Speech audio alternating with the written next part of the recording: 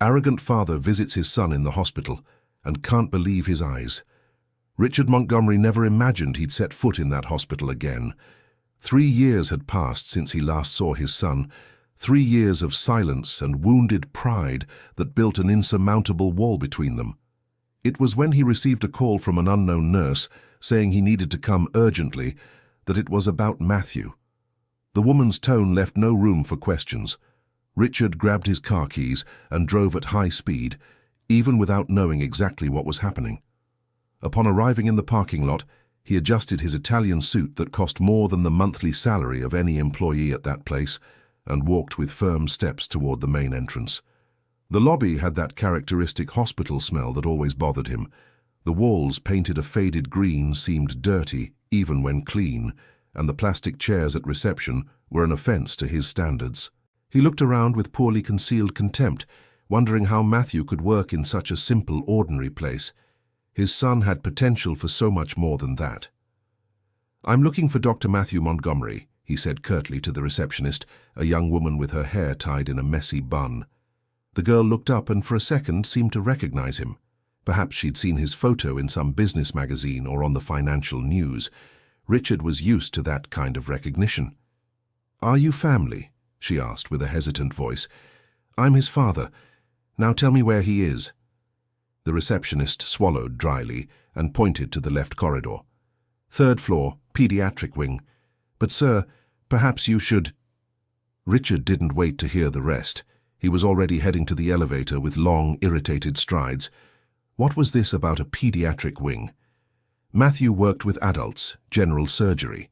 That nurse who called hadn't explained anything properly, just said it was urgent and that Matthew needed him. Needed him. The words echoed in Richard's head with a bitter taste. The elevator rose too slowly. He drummed his fingers on the metal railing, watching his distorted reflection on the surface. At 57, Richard Montgomery was the picture of success. Grey hair combed back, impeccable suit, Swiss watch that cost more than an economy car. He'd built an empire from scratch, turning a small construction company inherited from his father into a real estate development conglomerate that dominated the market in 3 states. But in the reflection of that cheap elevator, for a second, he saw something he didn't like. He saw weariness. He saw loneliness. He saw a man who hadn't spoken to his only son in 3 years out of pure pride. The doors opened on the 3rd floor, and Richard stepped into a corridor painted with children's drawings on the walls. Clowns, balloons, colorful animals. He rolled his eyes. This was even worse than the lobby. How could a serious doctor work surrounded by so much childishness? It was then that he heard voices coming from the end of the corridor. Raised voices, a commotion that indicated movement. Richard quickened his pace, turned the corner, and stopped completely. The scene before him made no sense at all. In the middle of the corridor, surrounded by equipment carts and gurneys, there were at least 7 or 8 people in white coats. They were all kneeling on the floor, forming a semicircle around something Richard couldn't see clearly. Their backs blocked his view. Some had their hands on their heads in a gesture of despair. Others seemed to be crying, and at the center of that circle, with his coat stained and shoulders slumped, was Matthew. His son had his hands covering his face, and his body was visibly trembling. Even from a distance, Richard could see he was crying. Matthew, who had always been so controlled, so reserved, was sobbing loudly like a child. Richard felt the floor tremble beneath his feet. What had happened? An accident? A patient? Why was everyone on the floor? What does this mean? Richard's voice came out louder than he intended, echoing down the hallway. All heads turned in his direction at the same time. The faces were red, marked by tears. One of the doctors, a woman about 30 years old with dark hair tied in a ponytail, quickly stood up and came toward him. "You can't be here," she said in a low but firm voice. "This is a private situation. I am Richard Montgomery, Dr. Matthew's father. I received a call saying it was urgent, and I find this whole scene. I demand to know what is going on." The doctor exchanged a look with her colleagues who were still kneeling. Matthew had raised his head and was looking at his father with an expression Richard couldn't decipher. There was surprise there, yes, but also fear, and something more. something that seemed like old anger mixed with a sadness so deep it hurt just to look. "Dad," Matthew's voice came out hoarse, broken. "You came." "Of course I came. They called me saying it was urgent. Now can someone explain to me what is happening here? Why is everyone on the floor? Did an accident happen?" It was then that Richard heard a small, weak voice coming from the center of that circle of kneeling people. "You don't need to explain anything to him, Dr. Matthew. People like him don't understand." The people moved apart a little, and Richard could finally see what, or rather who, was at the center of all that commotion. It was a girl. She couldn't have been more than 12, maybe 13 years old. She was sitting in a simple wheelchair, one of those the hospital provides. She wore old but clean clothes, a faded t-shirt and patched sweatpants. Her dark hair fell in messy curls over her thin shoulders. Her face had that pale tone of someone who spends a lot of time in hospitals, and her big brown eyes looked at Richard with a disturbing intensity. But what caught his attention the most were her arms. They were covered in small marks, as if she had given blood many, many times. More marks than a child should have.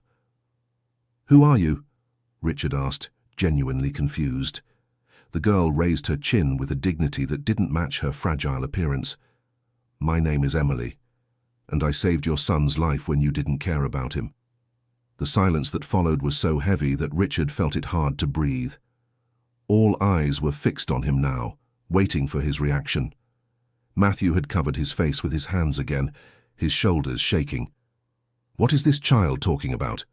Richard looked around, searching for someone who could make sense of that absurd situation. "Matthew, get up from there and explain to me what is happening." But it was the dark-haired doctor who spoke, stepping forward. There was contained anger in her voice. "I'll explain, since you seem to know nothing about your own son's life. 2 years ago, Matthew was going through a very difficult time, so difficult that one night he went up to the rooftop of this hospital with the intention of—" "Dr. Sarah, no," Matthew interrupted, finally standing up. He wiped his tears with the back of his hand, but new ones were already flowing. "You don't need to tell that." "Yes, you do," said one of the doctors, a young man with stubble. "He needs to know. We all here know what you went through, Matthew, and we know who saved you." Richard felt his stomach churn. It couldn't be what he was thinking. It couldn't. "Went up to the rooftop for what?" he asked, but his voice came out weak. Matthew took a deep breath, staring at his father for the first time in 3 years. His eyes were red and swollen, and there was a thinness in his face that Richard hadn't noticed before.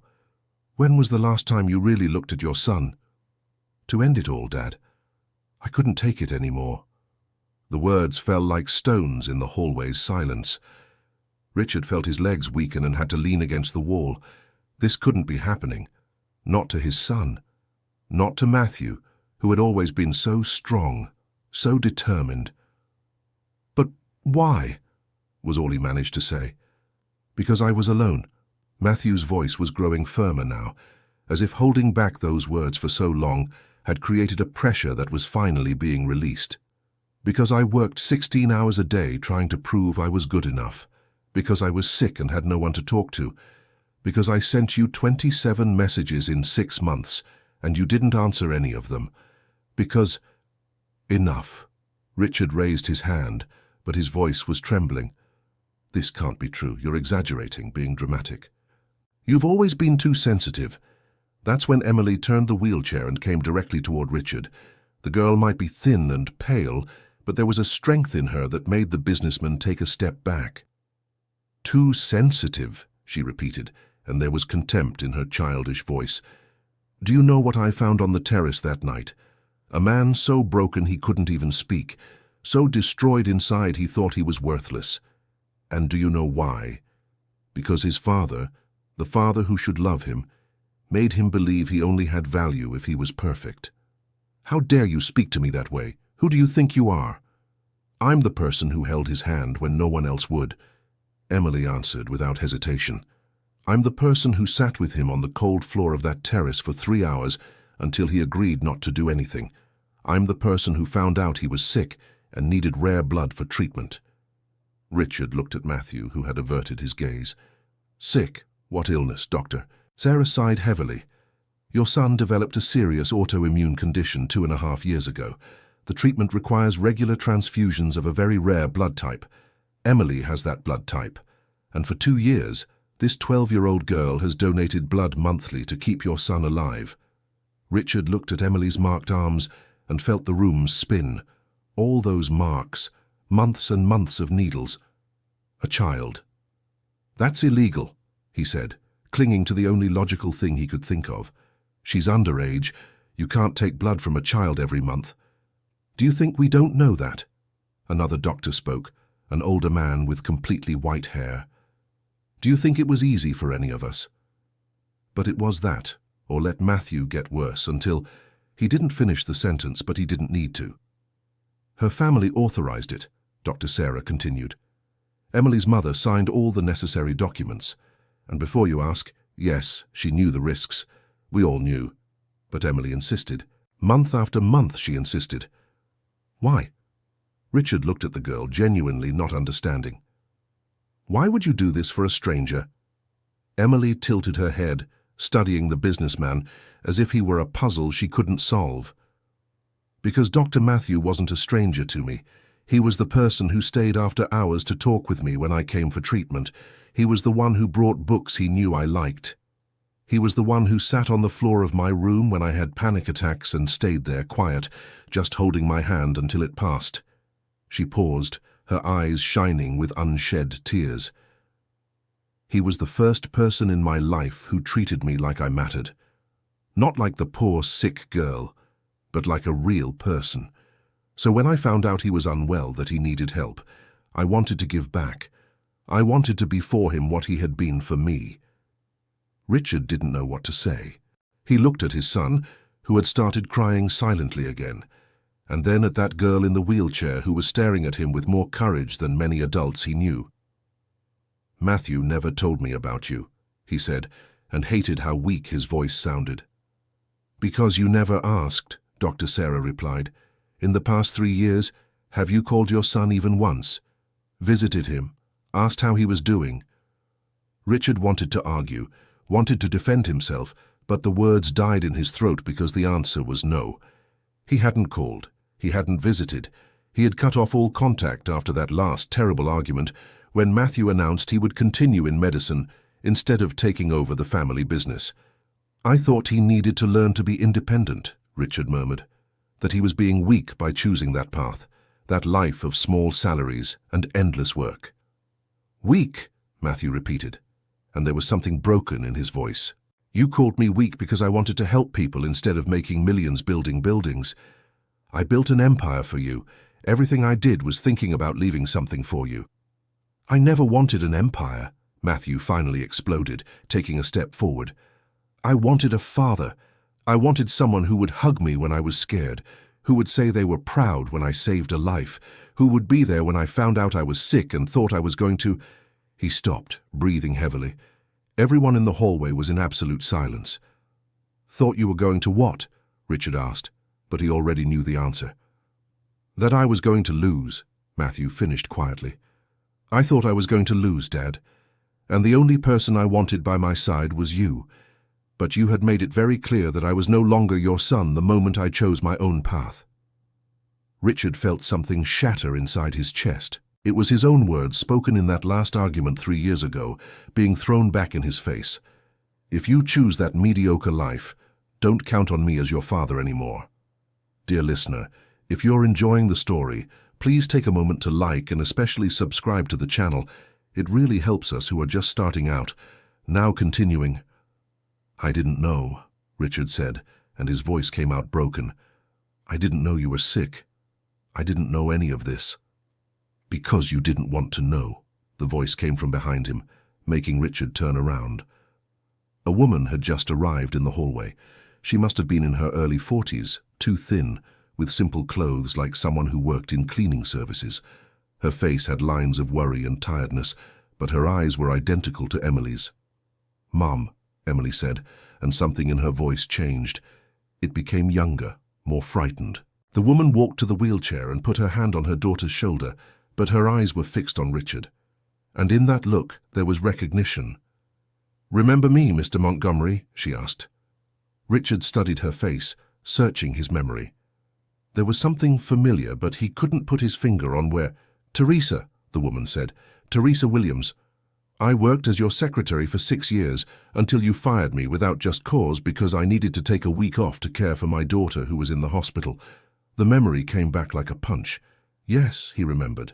A secretary who started missing work, slacking off, missing deadlines. He had fired her because he couldn't have unreliable employees. Simple as that. "It was 8 years ago," Teresa continued, her voice steady despite the tears in her eyes. "Emily was 5 and was diagnosed with a heart condition that required constant surgeries. I begged you to give me just that 1 week, but you said you couldn't keep employees who prioritized family over work." I had a company to run," Richard said weakly. "I couldn't make exceptions." "Couldn't?" Teresa took a step forward. "Or didn't want to? Because I worked for you for 6 years. 6 years of working overtime without complaint, taking on extra projects, being the first to arrive and the last to leave. And the first time I needed something, when my daughter needed something, you threw me away like trash." Richard had no answer for that. He barely remembered the details, but now that she was telling the story, fragments came back. She had tried to explain, yes, something about her daughter being in the ICU, but he was in the middle of an important merger. He had no time for employees' personal dramas. "After I was fired, I couldn't get anything else in the field," Teresa continued. "No one would hire me because you, Richard Montgomery, had fired me. Your name carries too much weight in this city. I ended up having to take cleaning jobs, earning a third of what I used to." She squeezed Emily's shoulder, who had grown very quiet. "I could barely pay the bills, let alone Emily's treatments. That's when I met Dr. Matthew. He had just started working here and saw my daughter crying in the hallway because they couldn't perform the procedure she needed without upfront payment." Matthew, who had remained quiet throughout the conversation, finally spoke. "I paid for it," he said simply. "It wasn't right to let a child suffer for lack of money. I spoke with administration and paid from my salary." "And he kept paying," Teresa added, her eyes shining. "Month after month, year after year, appointments, tests, medications. Everything the basic plan didn't cover, he covered. He never asked for anything in return, never made it seem like we owed him." Richard looked at his son with new eyes. Matthew worked long hours, he knew that. But if he was paying for other people's medical treatments with his own salary, "Why did you do that?" he asked. Matthew shrugged, as if it were obvious. "Because it was the right thing to do. Because I became a doctor to help people, not to accumulate money." The words were a veiled criticism of Richard, and he felt the blow. His entire life had been about accumulating money, building wealth, expanding the empire, and in the process he had completely lost touch with the son who only wanted to help others. "So that's why," Richard said slowly, the pieces falling into place. "That's why Emily donated blood for you. Repayment." "It wasn't repayment," Emily spoke, her voice suddenly hard. "It was love. I love Dr. Matthew as if he were my own brother. He saved me in every way possible. When I found out he was sick, that he needed rare blood, and that I had the matching type, it was the easiest thing in the world to say yes." "But you're a child," Richard insisted. "Every month for 2 years, and that must have been difficult." "Absolutely," Emily admitted. "It hurt, sometimes it made me dizzy for days. But you know what hurt more? Thinking that Dr. Matthew might not be here anymore. That's what really hurt." One of the doctors, a young man who hadn't spoken yet, stepped forward. "We all did what we could," he said. "When Dr. Matthew got sick, he tried to hide it from everyone. But we noticed. We saw him getting thinner, paler. We saw the absences, the days he could barely stand." "And still he came to work," Dr. Sarah added. "Even on the worst days he came. Because he had patients who depended on him. Because he didn't want to let anyone down. He fainted 3 times here at the hospital before finally admitting he needed help," another doctor said.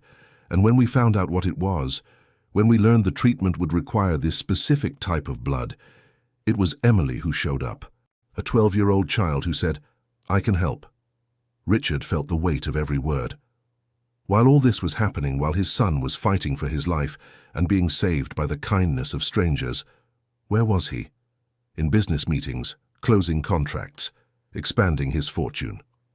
"I didn't know," he repeated, but the words sounded hollow even to his own ears. "You didn't know because you didn't want to know," Teresa said again. "Because you cut your son out of his life. Because you decided money and success were more important than family." "It wasn't like that," Richard tried to defend himself. "I just wanted him to have a better, more secure future."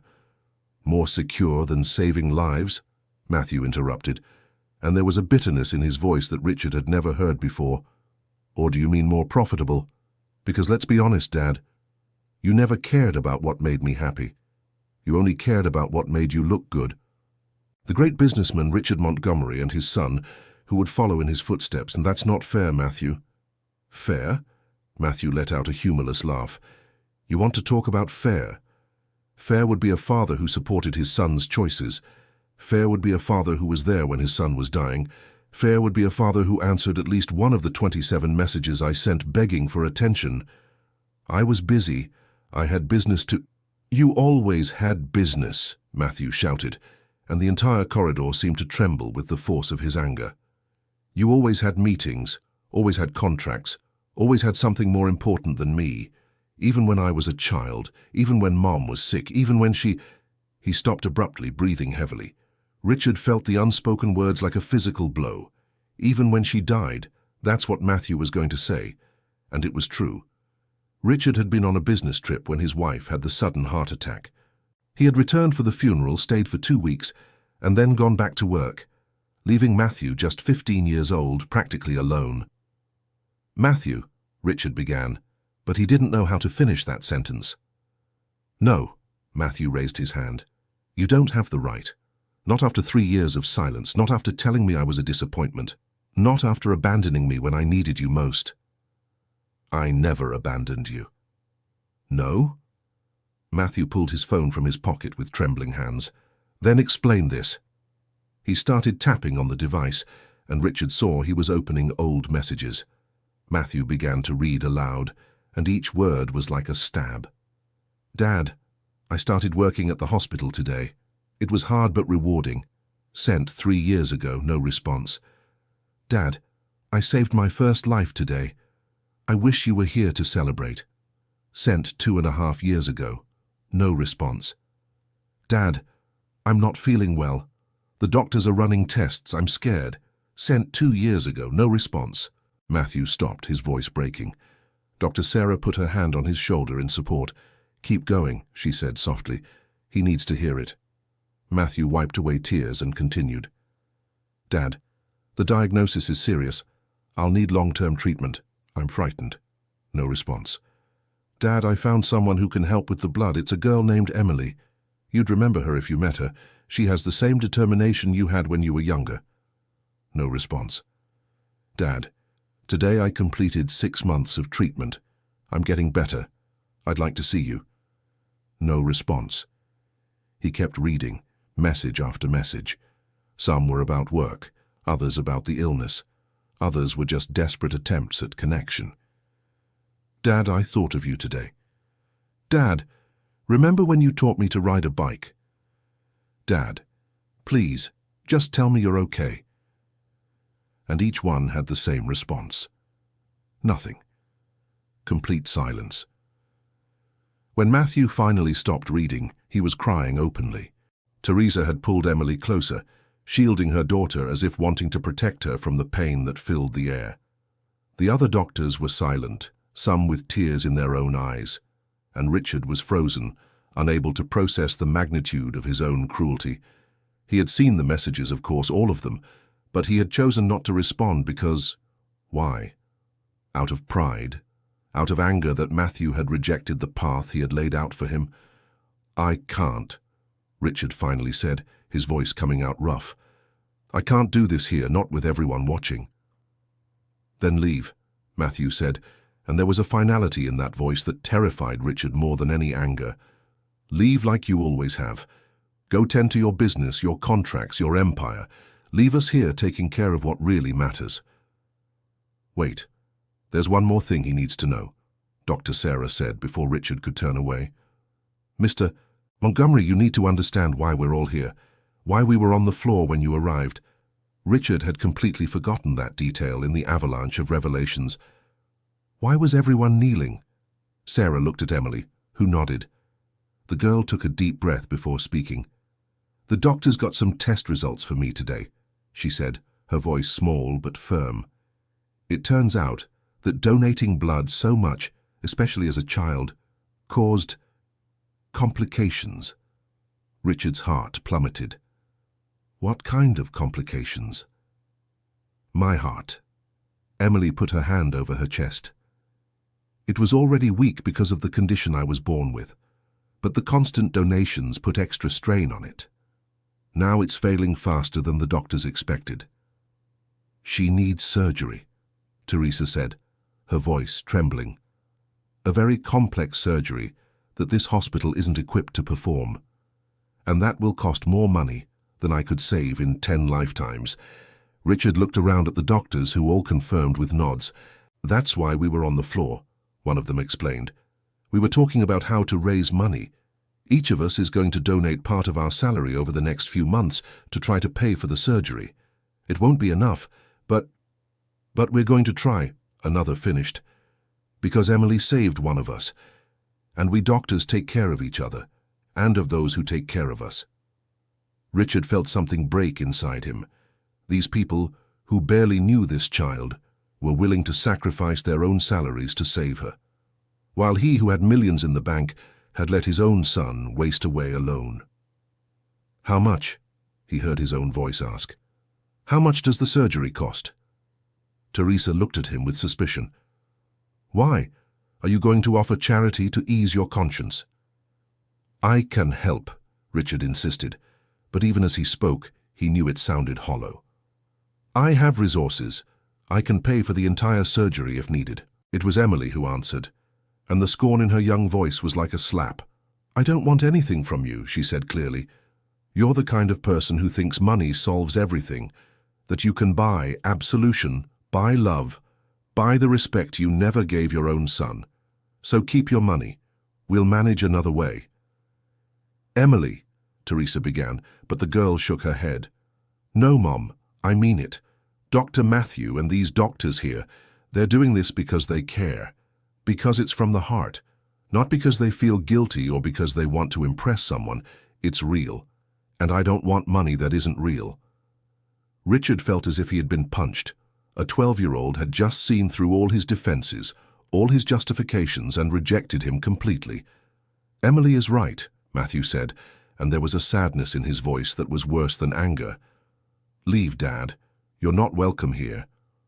"Matthew, Get out," Matthew shouted, and this time there was desperation in his voice. "Please, just go. I can't handle this right now.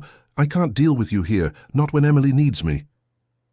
Richard looked at his son, at that brave child in the wheelchair, at the mother staring at him with a mix of anger and old pain, at the doctors forming a protective wall around Matthew.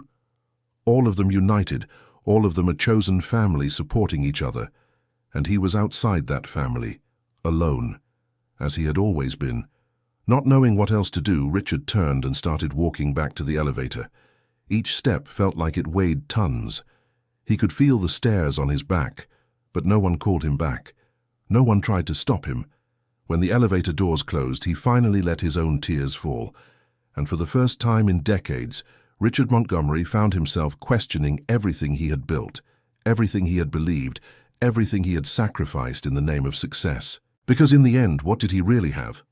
Money, yes, power, yes, but family, love, people who truly cared about him. Nothing. He had absolutely nothing that mattered. The elevator descended in silence, carrying a broken man who was finally beginning to understand the weight of his own choices. But was it too late? Was it possible to fix years of abandonment, of coldness, of wounded pride? Richard didn't know, but for the first time in his life, he was willing to try to find out. He left the hospital in a state of shock. The world outside remained the same, people coming and going, cars passing by, life going on as always. But something inside him had fundamentally changed in those minutes in the hallway. He sat in the car but didn't start the engine, just stayed there looking at the hospital through the windshield. Somewhere inside, his son was comforting a child who had given her own blood to save him. A child who now needed to be saved and was refusing his help. Richard pulled out his phone and opened Matthew's messages. There they were, all of them. 3 years of attempts at contact that he had ignored. 3 years of a son asking for his father's attention. He started reading from the beginning, really reading this time, and with each message his heart broke a little more. There was so much hope in the first messages. Matthew talked about his work with enthusiasm, shared small victories, tried to keep his father updated about his life. Then the hope began to fade. The messages became shorter, more desperate. "Dad, please just answer me. Dad, I need you. Dad, I can't take this silence anymore." And then came the messages about the illness. Richard read about the early symptoms that Matthew tried to ignore, about the day he first fainted at work and had to be taken to the emergency room, about the diagnosis that changed everything. "Dad, I have a serious autoimmune disease. I'll need regular transfusions indefinitely. I'm scared. Really scared. Please call me." Richard remembered that day. He had seen the message, had thought about calling, but he was in the middle of an important negotiation and thought, later never came. He kept scrolling. There were messages about Emily, about how she had offered to donate blood, about how Matthew was grateful but also worried about her. "Dad, this girl is amazing. She's 12 years old and has more courage than any adult I know. Remember when you told me that courage is doing the right thing even when you're scared? That's what she does every day." Further down, the messages grew darker. There were vague references to hard days and bad thoughts. Richard hadn't paid attention at the time, but now, knowing what he knew about that night on the terrace, his son had been on the edge and had sent messages asking for help. And Richard had completely ignored it. He threw the phone onto the passenger seat and covered his face with his hands. How had he let it get to this point? How had he become the kind of man who ignored his own son in crisis? The answer, he knew, lay in years of small choices. Every meeting he prioritized over a soccer game, every business dinner that was worth more than a family dinner. Every time he said later when Matthew asked for attention, until Matthew stopped asking. And in the end, when Matthew made the choice to follow his own path instead of the one Richard had planned, that had been the last straw. Richard had seen it as rejection, as ingratitude. How dare my son throw away everything I built for him? But Matthew had never asked for that empire. He had never wanted to be a businessman. Since he was a child, he had always wanted to be a doctor. Richard remembered Matthew at 7 with a toy doctor's kit, treating the stuffed animals. He remembered Matthew at 10, asking for anatomy books for his birthday. He remembered Matthew at 15, crying beside his mother's coffin and saying he was going to be a doctor, so no other family would have to go through that pain without warning. And how had Richard reacted? By saying it was a phase, that Matthew would get over it, that his true destiny was in the family business. He had never really listened to his son.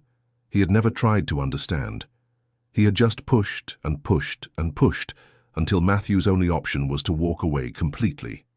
Richard wiped away his tears and finally started the car, but instead of going home or to the office, he found himself driving aimlessly through the city. He passed through areas he hadn't visited in years, simple neighborhoods where ordinary people lived ordinary lives. He stopped at a small square and got out of the car. There were children playing, families having picnics, old men playing dominoes under a tree. Simple life, without luxury, without show. But there was laughter. There was connection. There was love. When was the last time he had truly laughed? When was the last time he had a meaningful conversation with someone that wasn't about business? Richard sat on a bench and watched. A father pushing a child on a swing. The child was squealing with joy and the father was smiling with pride. It was so simple. So normal. He tried to remember doing that with Matthew. He must have taken his son to the park a few times when he was little, right? But he couldn't recall a single specific time. It had always been Matthew's mother who did those things. Richard was always working, even on weekends, even on vacations, always working, always busy, always focused on the next big deal. And for what? to have an obscenely large bank account that couldn't buy the one thing he truly wanted now, his son's forgiveness. Richard sat in that square until the sun began to set, watching families, watching connections, watching what he had lost in his relentless pursuit of more. When he finally returned to the car, one thing was clear in his mind. Emily was right. He couldn't just throw money at the problem and expect it to be fixed. That would be doing exactly what he had always done, using resources instead of heart. But he also couldn't just walk away and leave that child without help. Not when she had saved his son. Not when her problem had been caused, at least in part, by the need to help Matthew. He needed to find a way to help, without it seeming like he was buying forgiveness. He needed to find a way to show that he had changed, that he was changing, that he wanted to be different. But how? The answer didn't come that night, nor the next. Richard spent 2 days in his empty mansion, unable to work, unable to think of anything but that hospital corridor and the look of disappointment on his son's face. Your assistant called several times asking about important meetings. He cancelled all of them. For the first time in 30 years of his career, Richard Montgomery was putting business on the back burner.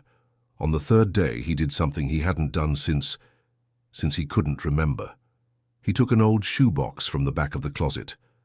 Inside were old photos, letters, memories he had kept but never looked at. There were pictures of Matthew as a baby, Matthew as a child, Matthew as a teenager. In many of them, Richard wasn't present. It was always the mother with the son, or Matthew alone. In the few photos where Richard appeared, he was always in an Italian suit, always seeming in a hurry to get back to work. One photo in particular made him stop. It was from the day of Matthew's graduation from medical school. Matthew was wearing the cap and gown, holding his diploma. Beside him, several classmates with their families, and Matthew was alone. Richard remembered that day. He had been invited but had an important meeting. He had sent flowers and a generous check, thinking that was enough. Under the photos there were letters, old letters that Richard's wife had written to him during the early years of their marriage, when he traveled a lot. He started reading one at random and felt his heart tighten. "Dear Richard, Matthew asked about you today. Said he misses you. I tried to explain that you're working to give us a good life, but I think he just wants his father home. He's 4 years old. He doesn't understand these things yet. When you come back, spend some time with him. He saves his drawings to show you, but you always come home so late and tired." Richard dropped the letter, his hands shaking. Even his wife, even she had tried to warn him, but he hadn't listened. He was too busy building an empire to notice he was losing his family in the process. There were more letters like that, years of them, his wife gently trying to make Richard see what he was missing. And after her death, there were letters that Matthew had written but apparently never sent, letters from a teenager trying to process the loss of his mother and the absence of his father. "Dad, I know you're busy. I know you have important things to do. But sometimes I just wish you were here to talk. I miss Mom, and I miss you too, even when you're here. It's like you're always thinking about something else." Richard read letter after letter, each one a testament to his own failure as a father. How had he let this happen? How had he not seen? But he knew the answer. It had been easier to focus on work. Work had clear metrics for success.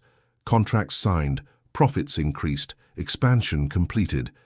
Fatherhood didn't have those metrics. It was messy, emotional, difficult, and Richard had never been good with difficult things that he couldn't solve with money or determination.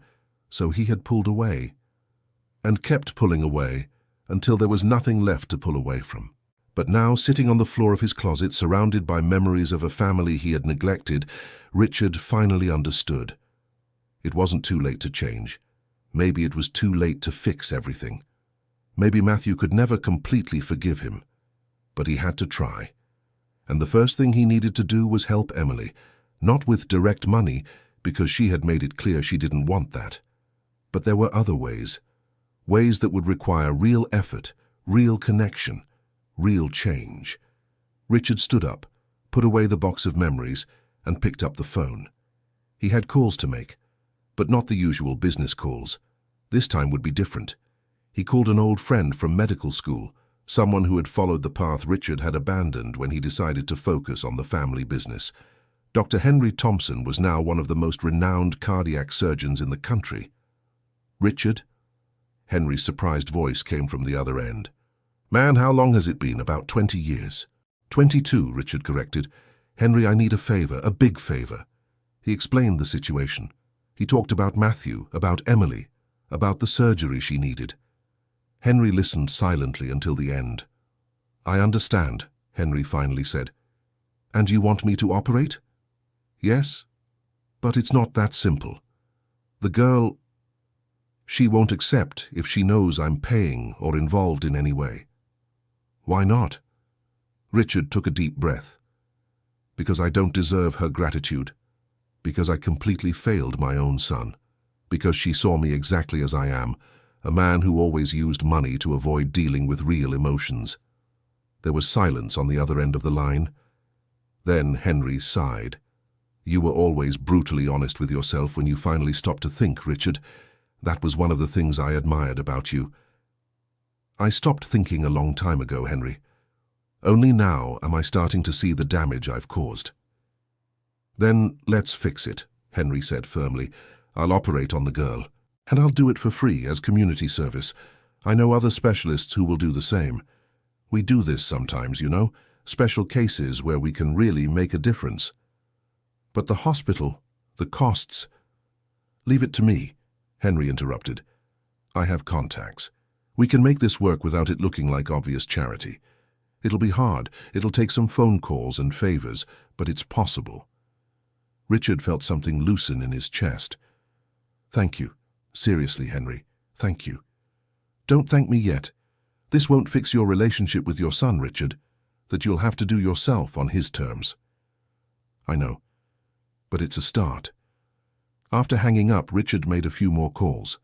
To hospital administrators, to specialist doctors, to people he had done business with over the years who owed him favors. He used every contact he had, not for his own benefit this time, but to get Emily the best possible treatment. It took 3 days, but he finally put together a plan. A team of elite surgeons would operate on Emily at one of the best hospitals in the state. The costs would be covered through a medical assistance program that Richard had helped create years ago, but never really paid attention to. It was technical, it was complicated, and most importantly, it didn't have his fingerprints all over it.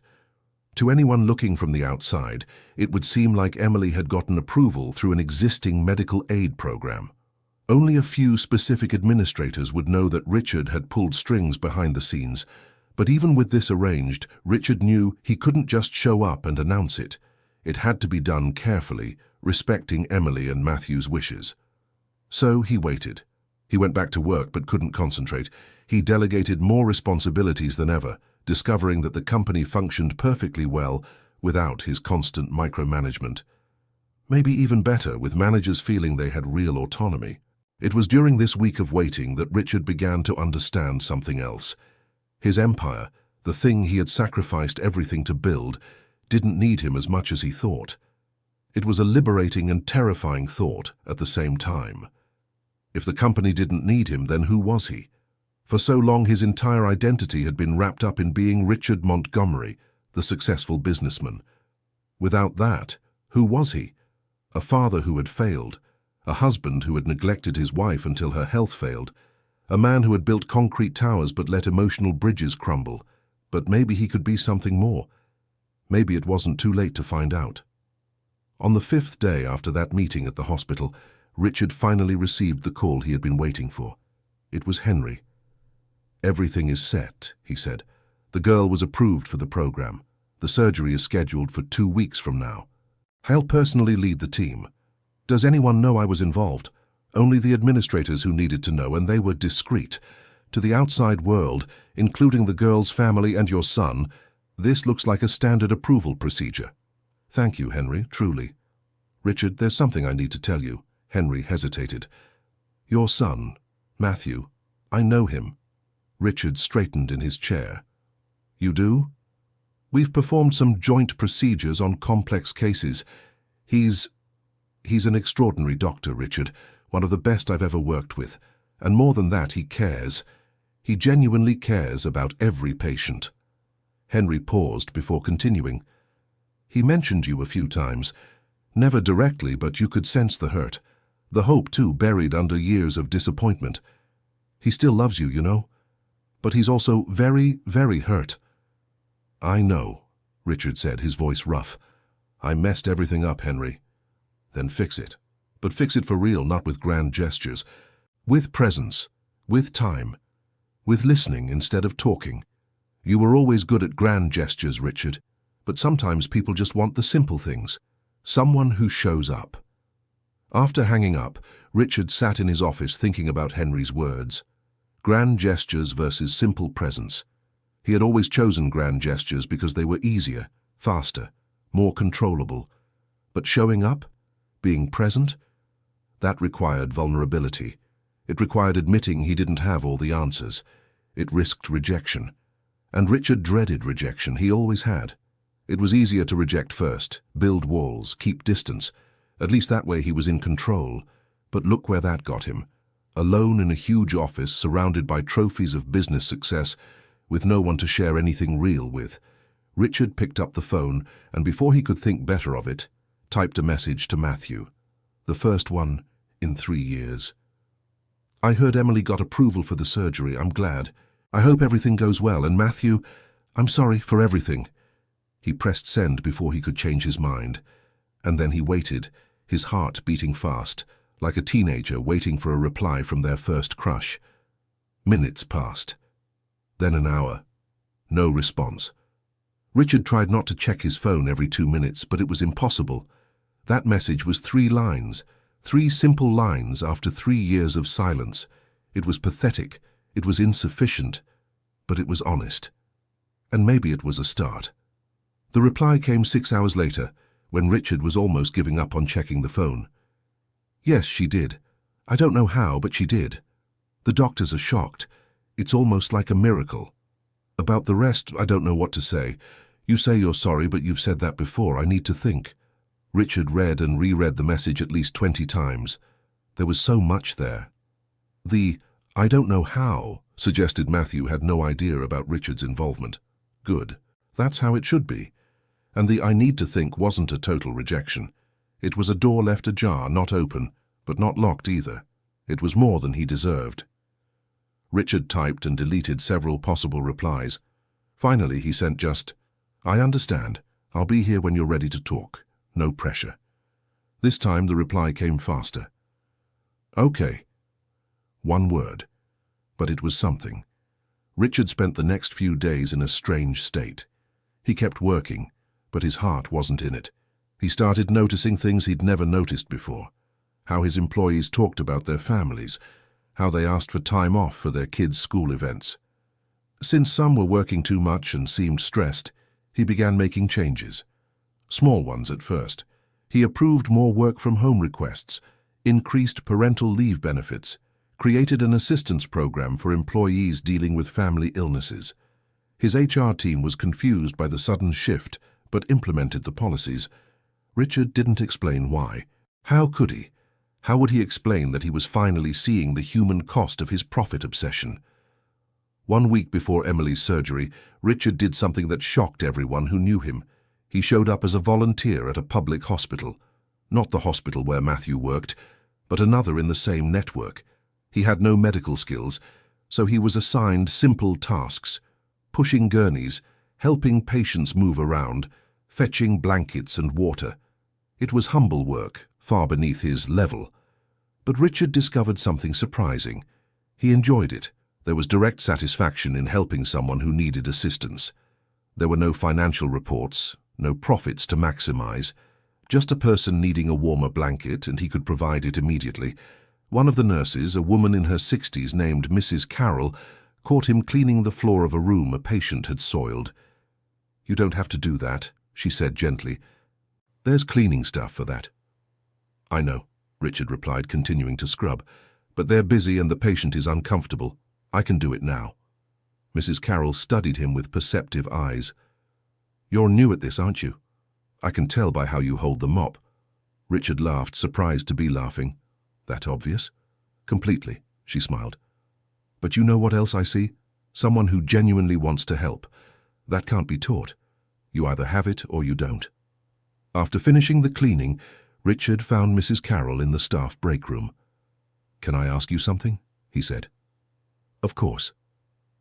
"Why do you do this? This work is hard, poorly paid, and often undervalued. Why keep going?" Mrs. Carroll thought for a moment before answering. "Because I make a difference. Every day I make a difference in someone's life. It might be small, might be just bringing a glass of water or holding someone's hand when they're scared. But it's real. And at the end of my life, when I'm looking back, I want to remember that. Not how much money I had or how many things I owned. I want to remember the people I helped." The words stayed with Richard.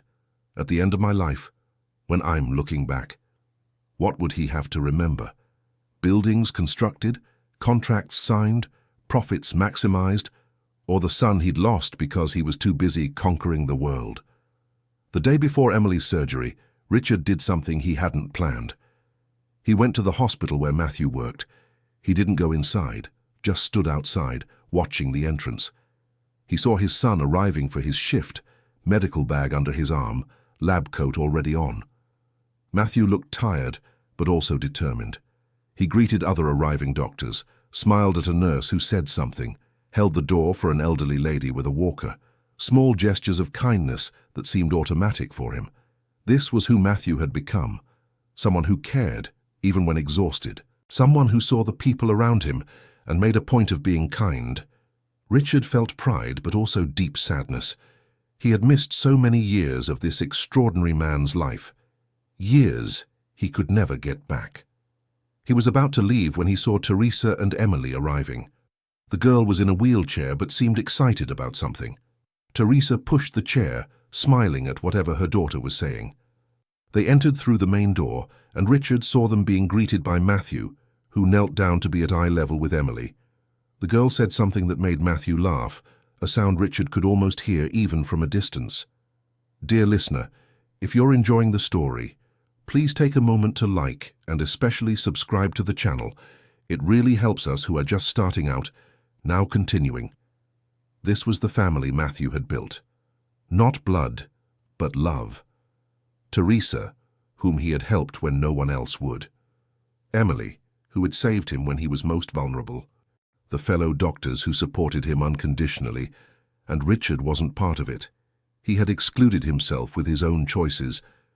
But maybe, just maybe, it wasn't too late to start building something. Not to reclaim the place he had abandoned, but to create something new. Something based on mutual respect and real presence, not on broken expectations and long silences. The surgery was scheduled for 6 in the morning. Richard woke up at 4, unable to fall back asleep. He knew he wouldn't be welcome if he showed up at the hospital, but he also couldn't stay home doing nothing. So he drove to a small church near the hospital. He wasn't religious, hadn't set foot in a church since his wife's funeral. But he needed a quiet place to what? Pray? Reflect? He didn't know. He sat in one of the back pews. The church was empty, except for an elderly lady lighting candles at the front. The faint candlelight danced on the walls, creating shadows that moved with a life of their own. Richard didn't know how to pray. The formal words he remembered from childhood seemed empty, so he just spoke in his head, as if talking to whom? God? The universe? Himself? I don't know if anyone is listening. I don't know if I deserve to be heard. But that girl, Emily, she deserves to live. She saved my son when I wasn't there. She gave her own blood to keep him alive. If anyone deserves a miracle, it's her. He stopped, emotions tightening his throat. And Matthew, my son. I failed him so much. I was the worst father I could have been. If you're listening, please give him happiness, even if I'm not part of it. He deserves to be happy. Deserves to be surrounded by people who love him the right way, the way I never knew how to love. Richard didn't realize he was crying until he felt tears falling on his hands. He cried there in that empty church, letting out years of regret and loss. The elderly lady passed by him on her way out and gently placed her hand on his shoulder. God hears all prayers, son. she said softly. Especially those that come from a broken heart, because it's only when we're broken that we finally let the light in. She left, leaving Richard alone again. He stayed there until 6, when he knew the surgery was beginning. Then he left and went to sit in a coffee shop across the street from the hospital. From there, he could see the windows of the surgical center on the 5th floor. Not that he could see anything, but somehow it made him feel closer, more connected to what was happening. The hours passed slowly. Richard ordered coffee after coffee without really drinking. The waitress, a young woman with a southern accent, eventually approached. "Are you all right, sir? You seem worried." Someone important is in surgery," Richard said, pointing toward the hospital. "Oh," she said with understanding. "Waiting is the worst part, isn't it? Can't do anything, just sit and worry." "Yes," Richard agreed, "exactly that. You know what my grandma always said. When we can't do anything, the only thing we can do is have faith. Faith that the right people are there taking care of things. Faith that it will work out. Faith that even if it doesn't, we'll find the strength to move forward." Richard looked at the waitress, this young woman who didn't know him, but was offering words of comfort. "Your grandmother sounds wise." "She was," the waitress smiled. "She's passed on, but she left behind a lot of wisdom. One of the things I learned from her is that it's never too late to start over. It's never too late to be better." After she left, Richard kept thinking about those words. It's never too late to be better. He wanted to believe that. He needed to believe that. At 11 in the morning, 4 hours later than he expected, Richard saw movement at the hospital entrance. Matthew came out, still wearing his lab coat but looking exhausted. Richard almost stood up to go to him but held back. Matthew took out his phone and made a call. Richard saw his son smile, saw the tension leave his shoulders. Whoever was on the other end, they were receiving good news. The surgery had worked. Richard felt his legs go weak with relief. He closed his eyes and murmured thanks to whoever might be listening. Matthew stayed outside the hospital for a few more minutes, making more calls. Richard imagined he was updating the other doctors, Teresa, perhaps other people who cared about Emily, an entire family worrying about that brave child. A family Richard wasn't part of, but had helped save from afar. It was strange, this feeling of having done something good anonymously. There was no recognition, no gratitude directed at him, but he knew he had helped, and that, surprisingly, was enough, almost, because even knowing he had contributed to saving Emily, Richard still carried the weight of all the years he had left Matthew alone. One good deed didn't erase years of neglect, but maybe, as the waitress had said, it was never too late to start being better. Richard paid his bill and went home. But instead of going straight there, he stopped at a bookstore. He walked through the aisles without really knowing what he was looking for until he found it. A section of books about fatherhood, about how to reconnect with adult children, about how to heal broken relationships. He bought 7 different books. At home, he started reading, and for the first time, he really tried to understand instead of just wanting to be right. The days passed. Richard learned through acquaintances at the hospital that Emily's surgery had been a complete success. She was recovering well. Henry had done a magnificent job. Matthew hadn't been in touch. Richard waited and checked his phone compulsively, but didn't push. He had said he would wait on Matthew's time, and he was going to keep that promise. 2 weeks after the surgery, Richard was in his office when he received an unexpected message, but it wasn't from Matthew, it was from Teresa. "Mr. Montgomery, I need to speak with you. It's important. Can you meet us tomorrow at 3 p.m. at the coffee shop across from the hospital?" Richard looked at the message for a long time.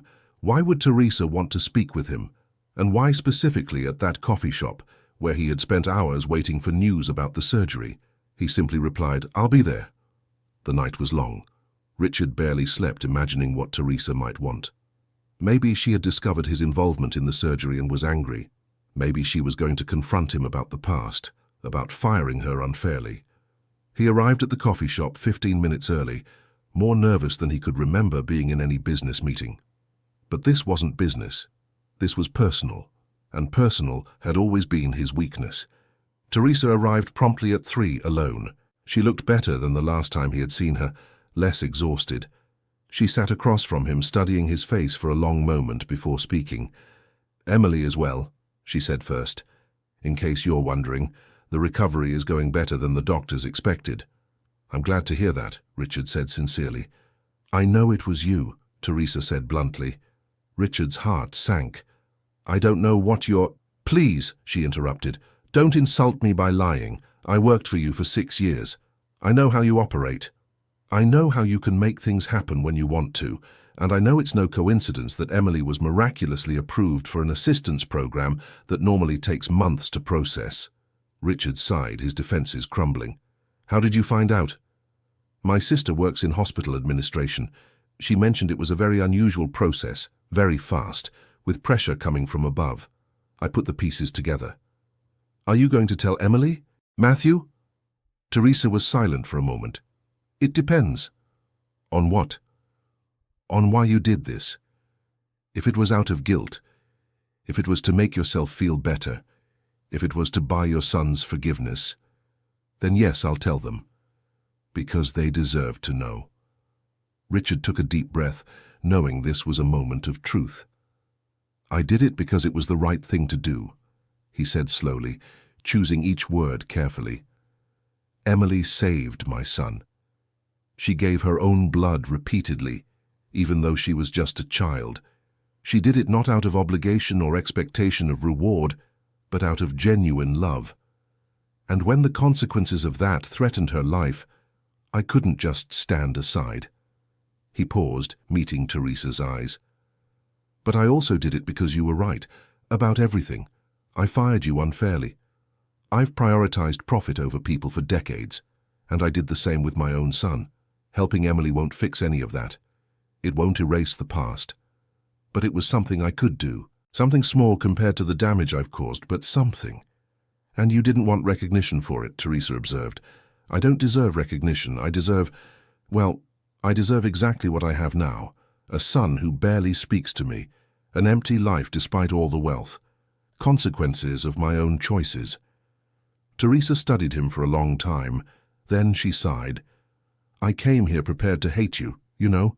I came ready to confront you about the past, about the injustice, about everything. But looking at you now, I just see a man who finally understands what he's lost." "Every day," Richard admitted.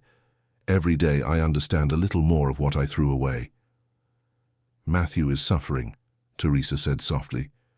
"He's happy about Emily's recovery. He's focused on being the best doctor he can be. But there's a hole in him that only a father can fill. And he's struggling with it because he wants to hate you. But he can't. He should hate me. It would be easier." "Maybe," Teresa agreed. "But love doesn't work that way. Especially a son's love for his father. It's complicated, it's confusing, it's painful. Matthew loves you despite everything, and that kills him a little every day." Richard felt tears burning his eyes. "I don't know how to fix this. I don't even know where to start." "Start by showing up," Teresa said firmly. "Not with grand gestures, not with money, not with promises. Just show up. Be present. Be patient. Let him be angry.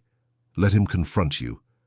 Let him process everything he's felt these past years. And don't leave when it gets hard."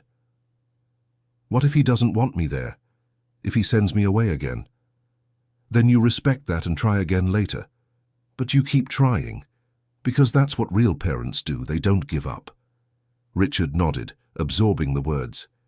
"You didn't have to tell me this. You didn't have to give me this chance." "No," Teresa agreed, "and part of me still thinks you don't deserve it. But Emily, my daughter, is wiser than I am. She said something the other day that made me think. She said Dr. Matthew always talks about second chances, about how every patient deserves the chance to heal, to get better, that nobody should be defined only by their worst moments." She stood up to leave, but stopped. "One last thing. If you do this, if you really try to reconnect with Matthew, it has to be real. No half-truths, no hiding your emotions behind formalities. He needs to see you, for real. Vulnerable, imperfect, human. Not the successful businessman, the regretful father." After Teresa left, Richard sat at the cafe for another hour, processing the conversation. She was right. About everything.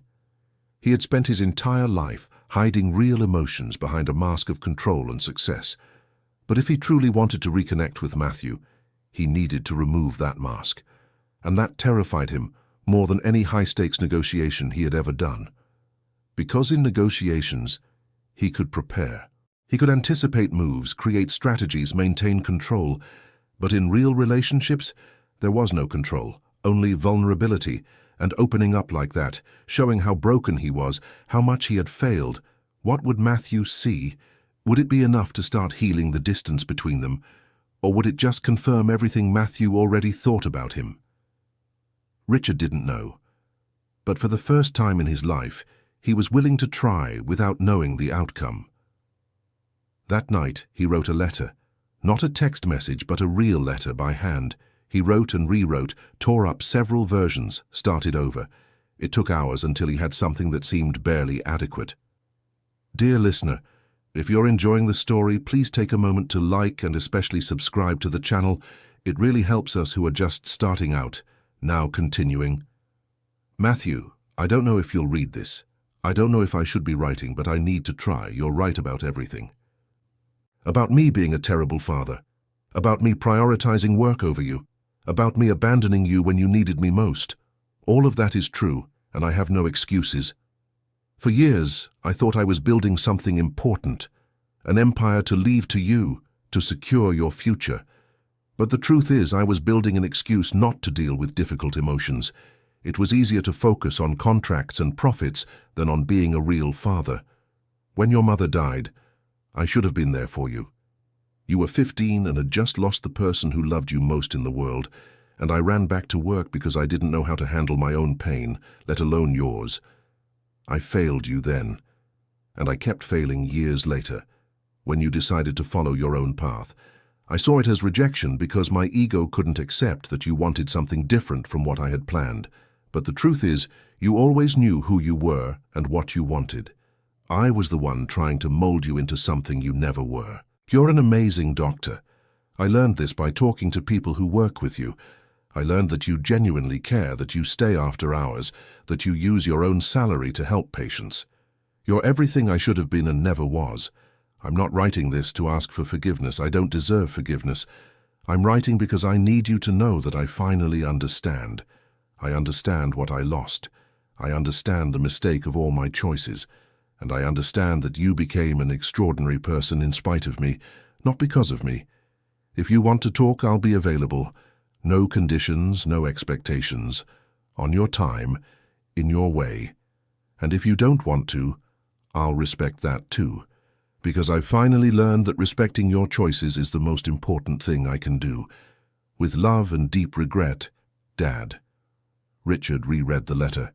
It was imperfect, probably inadequate, but it was honest. It was real. It was him without the masks. The next day, he delivered it personally to the hospital, leaving it with the receptionist to give to Matthew. And then he waited. Days passed without a response, then a week, then 2. Richard began to accept that maybe Matthew would never respond, that maybe he had thrown the letter away without reading it. But he kept making changes in his own life. He kept volunteering at the hospital. He began to truly get to know his employees, asking about their lives, caring about their stories. One of them, a project manager named Frank, casually mentioned that his daughter had a ballet competition over the weekend. "Are you going?" Richard asked. Frank seemed surprised by the question. "I'll try. It depends if I can finish the report that needs to be ready Monday." "The report can wait," Richard said. "Go to your daughter's competition. She's only 7 once. Don't miss it." Frank looked at Richard as if he had never seen him before. "Sir, with all due respect, you've never said anything like that before." "I know," Richard admitted, "and I should have. To you and to everyone else who works here and has lives outside this office, so I'm saying it now. Go. Be present for your daughter. Trust me, don't let work make you miss moments that never come back." Small but real changes. Richard began to see the difference in the office environment. People seemed less stressed, more willing to share personal problems. And to his surprise, productivity didn't drop. In fact, it improved. 3 weeks after sending the letter, Richard was in his office when his secretary announced an unexpected visitor. "Dr. Matthew Montgomery is here to see you." Richard felt his heart stop. Matthew was there. After 3 weeks of silence, after years of distance, his son was there. "Send him in," Richard said, trying to keep his voice steady. The door opened, and Matthew entered. He was in casual clothes, jeans and a simple t-shirt. He looked tired, as always, but there was something different in his eyes, a determination Richard hadn't seen before. Father and son stared at each other in silence for a long moment. "I got your letter," Matthew said finally. "I read it several times, actually," Matthew continued, still standing near the door as if ready to leave at any moment. "I thought about calling you, about responding, about completely ignoring it. I kept going over these options in my head for weeks." Richard said nothing, just waited, letting Matthew control the conversation as Teresa had suggested. "I came because I need answers," Matthew said, finally moving further into the office. But he didn't sit. He remained standing, as if sitting would be too much of a commitment. "I need to understand why. Why did you just cut me out of your life?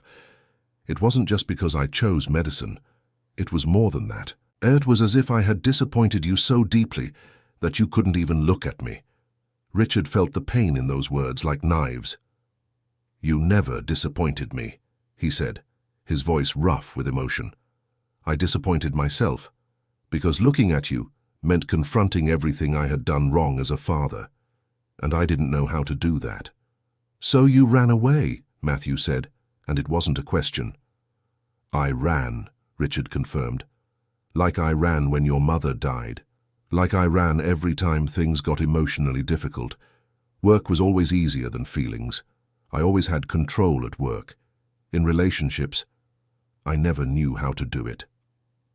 Matthew finally moved to sit in one of the chairs facing Richard's desk. But he didn't relax. He sat on the edge, tense, ready to leave. "Do you know what was the hardest part?" Matthew asked. "It wasn't you not responding to messages, although that hurt a lot. It wasn't you not showing up when I was sick, although that almost destroyed me. The worst was growing up thinking there was something fundamentally wrong with me, that I wasn't enough, that if I tried harder, if I were better, maybe you would finally look at me and see something of value." "Matthew, let me finish." Matthew raised his hand. "Please, I need to say this. I spent years trying to understand what was wrong with me. Why my father loved me less than he loved his work. Why I wasn't important enough for a few minutes of his time." Tears began to stream down Matthew's face, but he didn't stop.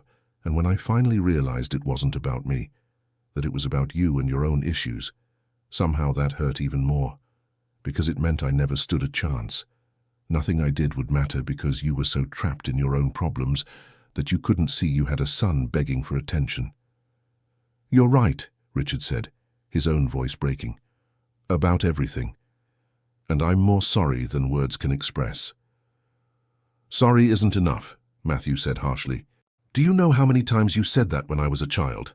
When you missed school plays, games, important moments, it was always, 'I'm sorry, I was busy.' As if that made everything okay. As if apologies made up for absence. I know they don't. I know nothing I say or do will erase the years I lost, but I need you to know that this time is different. It's not an empty excuse before going back to what I've always done. It's real recognition that I messed everything up." Matthew wiped his tears with the back of his hand, the gesture so familiar that Richard felt physical pain. It was exactly what he used to do as a child, after falling and hurting his knee, trying to be brave. "Teresa told me," Matthew said suddenly, "about you helping with Emily's surgery. She made sure to tell me because she thought I should know." Richard closed his eyes briefly. "I didn't do it for you to know. I did it because it was right." "I know," Matthew said, "and that complicates everything, because it's easier when I can just hate you without complications, when you're simply the terrible father who abandoned me. But then you do something like this, something genuinely good without expecting credit, and I don't know how to process that." "You don't have to process it now," Richard said gently. "You can just be confused. You're allowed to have complicated feelings about all this." You're different, Matthew observed, studying his father carefully. In how you speak, how you carry yourself, something has changed. I have changed, Richard confirmed, or at least I'm trying. I started volunteering at hospitals. I changed policies at work so employees can prioritize family. I'm trying to understand what really matters before it's too late. Why? Matthew asked. Why now? After all this time? Richard took a deep breath. This was the question, wasn't it? Why now, and not years ago when there was still time to make a difference? Because I saw you in that hospital corridor, Richard said. I saw you surrounded by people who truly cared about you. I saw that girl who saved you when I should have saved you. I saw everything you built alone, without me. And for the first time, I truly understood what I had lost. He paused, searching for the right words. For years I convinced myself I was right, that you were wrong to reject the path I laid out. But seeing you there, seeing the man you became despite my absence, shattered all those illusions. You're extraordinary, Matthew, and I had nothing to do with it. In fact, I probably hindered more than helped. You did hinder, Matthew confirmed bluntly, knowing you didn't believe in me, that you didn't support my choices. That almost destroyed me. Especially when I got sick and thought I was going to, when I thought I didn't have much time. All I wanted was to make peace with you before. His voice broke and he didn't finish the sentence. He didn't need to. Richard understood. You tried to reach out, Richard said, all those messages, and I ignored them because I was more concerned with my own pride than with your life. Why did you never respond? Matthew asked, and there was a raw vulnerability in his voice. Not even once. 27 messages and you didn't answer any of them. Why? Richard closed his eyes, shame washing over him like a wave. Because every message from you was a reminder that I had failed. And instead of facing it, instead of admitting I was wrong, I just ran away, ignored it, pretended that if I didn't acknowledge the problem, it didn't exist. You left me thinking I was the problem, Matthew said, his voice trembling between anger and pain. You made me feel like I wasn't even worth a two-word reply. And that was cruel, Richard admitted. Deeply cruel. There's no excuse for that. None. Silence fell between them, heavy and charged. Richard could hear the ticking of the clock on the wall, counting the seconds of this crucial conversation. What do you want from me? Matthew finally asked. Why write the letter? Why try to reconnect now? What do you expect to happen? Honestly, Richard said, I don't know. I have no expectations. I just wanted you to know that I understood, that I recognize everything I did wrong, that if I could go back in time and do things differently, I would. But I can't. So all I can do is try to be different from now on. And if I can't forgive you? Matthew asked. If the pain is too deep, the damage too great? What then? Richard felt his heart breaking, but kept his voice steady. Then I'll accept it. I'll respect your feelings and keep trying to be a better person anyway. Not to earn your forgiveness, but because it's the right thing to do. Matthew stayed silent for a long moment, emotions visibly passing across his face. Anger, pain, confusion, and something that might have been hesitant hope. I can't just forget, Matthew finally said. I can't pretend years of neglect never happened just because you finally woke up. I'm not asking you to forget. I'm just asking for a chance. Not to go back to what we were because we were never really anything healthy, but a chance to build something new, something real. How? Matthew asked. What would that look like? I don't know, Richard admitted. But maybe we could start small. Coffee every now and then. Conversations where I actually listen instead of just waiting for my turn to talk. Presence without expectations. Matthew stood up, walking to the office window that overlooked the city. There's a veteran doctor at the hospital, he said, his back to Richard. Dr. Sullivan. He's almost 70 and still works because he says he doesn't know how to do anything else. The other day he told me about his son. Said they haven't spoken in 15 years because of a fight about his son's sexual orientation. Matthew turned to face his father, and you know what he told me? That he regrets it every day, that he'd give everything he has to go back in time and choose differently, but now it's too late. His son got married, has children, built a whole life, and Dr. Sullivan missed all of that because of pride. I don't want to be Dr. Sullivan 15 years from now, Matthew continued. I don't want to spend the rest of my life carrying this anger, this resentment, but I also don't know how to just let it go. No one's asking you to let it go immediately, Richard said. Healing takes time, and some wounds leave permanent marks. It's okay if you're still angry. It's okay if some things never get fully resolved. Matthew returned to the chair, but this time sat more relaxed. Emily wants to meet you, he said, changing the subject. After Teresa told her about the surgery, she became curious about who you really are. Says anyone capable of helping someone without expecting credit can't be completely bad. Richard felt emotion tightening his throat. She's an extraordinary child. Yes, Matthew agreed, and for the first time a small smile touched his lips. She saved me in more ways than just the blood. When I was on the terrace that night, ready to end it all, she appeared. A 12-year-old who should have been sleeping but had come to the hospital because she couldn't sleep. Matthew stopped, the memories clearly painful. She sat beside me and started talking about the stars, about her dreams, about how she was afraid of the future but was trying to be brave anyway. She didn't try to convince me not to do anything.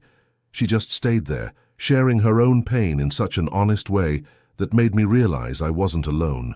She reminded me that pain doesn't mean we're broken beyond repair, Matthew continued. It just means we're human, and humans need each other to survive the hard times. Richard wiped the tears now streaming freely down his face. I'm grateful to her for saving you when I wasn't there to do it. Would you like to meet her? Matthew asked hesitantly. She's doing much better now, almost fully recovered. Teresa would be there too. It would be casual, no pressure. It was an olive branch, small, hesitant, but real. I'd love to, Richard said, if you think it would be okay. I think it would be a start, Matthew said. Not a solution, not instant forgiveness, but a start. They scheduled it for the following weekend. A simple lunch at a casual restaurant that Emily liked. 5 days for Richard to grow increasingly nervous. When the day finally came, Richard changed clothes 3 times. A suit seemed too formal. Too casual seemed like he wasn't taking it seriously. He finally settled on khakis and a simple shirt. He arrived at the restaurant 15 minutes early and sat in the car trying to calm his nerves. When he saw Matthew arriving with Teresa and Emily, he had to take several deep breaths before getting out. Emily was out of the wheelchair, walking with just a slight limp. Her face had more color, her eyes more sparkle. The recovery had truly been remarkable. Mr. Montgomery, Teresa greeted formally. Please, just Richard, he said. Emily studied him with keen eyes, that same intensity he had seen at the hospital. So you're Dr. Matthew's father, she said. You're older than I imagined. Emily, Teresa scolded, but Richard laughed. I am indeed, he agreed. And you must be Emily. I've heard many things about you. Good things, I hope, she said with a mischievous smile. Extraordinary things, Richard corrected. They entered the restaurant and were taken to a table in the back. It was a simple place, nothing like the 5-star restaurants Richard was used to, but it had a warmth, a life that those fancy places rarely had. The beginning was awkward. Forced conversations about the weather, about Emily's recovery, about safe topics that didn't touch on anything deep. But Emily, with the frankness only children have, cut through the tension. So, she said, looking directly at Richard, Dr. Matthew told me you two hadn't talked in a long time. But it seems like you're talking now. What changed? Emily, that's not... It's okay, Teresa, Richard interrupted. It's a fair question. He looked at Emily, then at Matthew, choosing his words carefully. What changed was that I finally stopped running away. I spent a lot of time avoiding difficult things, avoiding complicated feelings. And in the process, I hurt people I love. Especially Matthew. Now I'm trying to do things differently. Trying is different from succeeding, Emily observed wisely. Yes, Richard agreed. And I might not succeed, I might mess up again. But the difference is that now at least I'm trying. Why? Emily asked. Why now and not before? It was the same question Matthew had asked, But coming from Emily, it had a different weight. That child who had saved his son deserved complete honesty. "Because I saw you in that hallway," Richard said. "I saw you, so young and fragile but so courageous. I saw how you had given everything to help someone you loved. And it made me realize that I had never loved like that. I had never truly given, truly sacrificed. And that scared me more than anything." Emily nodded, as if she understood perfectly. "My mother always says that real love sometimes hurts, because it means putting another person before yourself, and that is scary." "Your mother is very wise," Richard said, looking at Teresa, who had stayed quiet but attentive. "She is," Emily agreed. "She also says it's never too late to start over. That every day is a new chance to be better." The lunch continued, the tension gradually dissolving. Emily told stories about her recovery, about the doctors who visited her, about the plans she had for when she was completely healed. "I want to be a doctor," she announced, "like Dr. Matthew. I want to help people like me who don't have money but need care." "You would be an amazing doctor," Matthew said, his eyes shining with pride. "I know," Emily said with adorable confidence, "because I'm going to work hard and study a lot. And Dr. Matthew said he would help me with my studies." "And I will," Matthew confirmed. Richard watched the interaction between them, the obvious bond, the real love. This was the kind of relationship he could have had with Matthew if he had made different choices years ago. But instead of sinking into self-pity or regret, Richard decided to focus on the present. He was there now. He was trying now. It had to be enough. After lunch, when they were saying goodbye in the parking lot, Emily approached Richard. "Thank you," she said simply, "for the surgery. Teresa told me you helped." Richard looked at Teresa in surprise. She shrugged. She deserved to know the truth, and she deserved the chance to thank you if she wanted. "You don't need to thank me," Richard said to Emily. "You saved my son. It was the least I could do." "I didn't save your son expecting a reward," Emily said. "I saved him because he matters to me. But still I thank you because now I'll be able to grow up and become a doctor and help other people. And none of that would be possible without the surgery." She looked at him with those big, wise eyes. "You know what Dr. Matthew taught me? That kindness creates more kindness, that when we help someone, we create a ripple that continues. You helped me so I can help others one day, and they'll help others, and it goes on and on." After they left, Matthew stayed behind for a moment. "She liked you," he said. "Emily is usually good at reading people. If she had felt you weren't sincere, she would have made it clear." "She's amazing," Richard said. "And Teresa, I was terrible to her years ago. I don't know how she managed to be so kind today." "Teresa is one of the strongest people I know," Matthew said. "She's been through so much but never became bitter. She says bitterness only poisons the person who carries it." They were silent for a moment, a silence less uncomfortable than before. It was good," Matthew said hesitantly. "Scary, but good." "It was," Richard agreed. "Can we do it again? It doesn't have to be soon, on your time, but can we?" Matthew thought for a moment before answering. "We can try, but some things need to be clear. I won't pretend everything is fine. I won't rush my healing to make you feel better. And sometimes I'll be angry. I'll confront you about the past. Can you handle that?" "I'll have to," Richard said, "because you deserve space to feel all those things. And I deserve having to listen." Matthew nodded. "Then let's try. Slowly. One step at a time." It was more than Richard had hoped for. It was hope. In the following weeks, they began to meet regularly. Quick coffees before Matthew's shift, occasional dinners when both had time, conversations that were sometimes easy and sometimes painfully difficult. There were moments when Matthew confronted Richard about specific memories of neglect. The soccer game when he was 8 where Matthew scored the winning goal and Richard wasn't there. The medical school graduation where Matthew stood alone. His birthday 3 years ago, 2 weeks after their big fight, when Matthew sent a simple text, "It's my birthday today," and received no response. Each memory was a knife, but Richard forced himself to hear them all, to not defend himself, to not minimize. Just listen and acknowledge the pain he had caused. And slowly, very slowly, something began to change. Matthew's anger was still there, but it began to mix with other emotions. Curiosity about who Richard was becoming, appreciation for the genuine efforts he saw, even occasional moments of real connection. 2 months after that first lunch, Matthew called Richard late at night. "Are you still awake?" he asked. "I am," Richard replied, worried. Matthew never called this late. "Is everything okay?" "Yes," Matthew said. "I just had a tough day at the hospital. I lost a patient, a 62-year-old lady who was responding well to treatment until she wasn't. And I just needed to talk to someone." Richard's heart tightened, but not from pain. It was something different. Gratitude.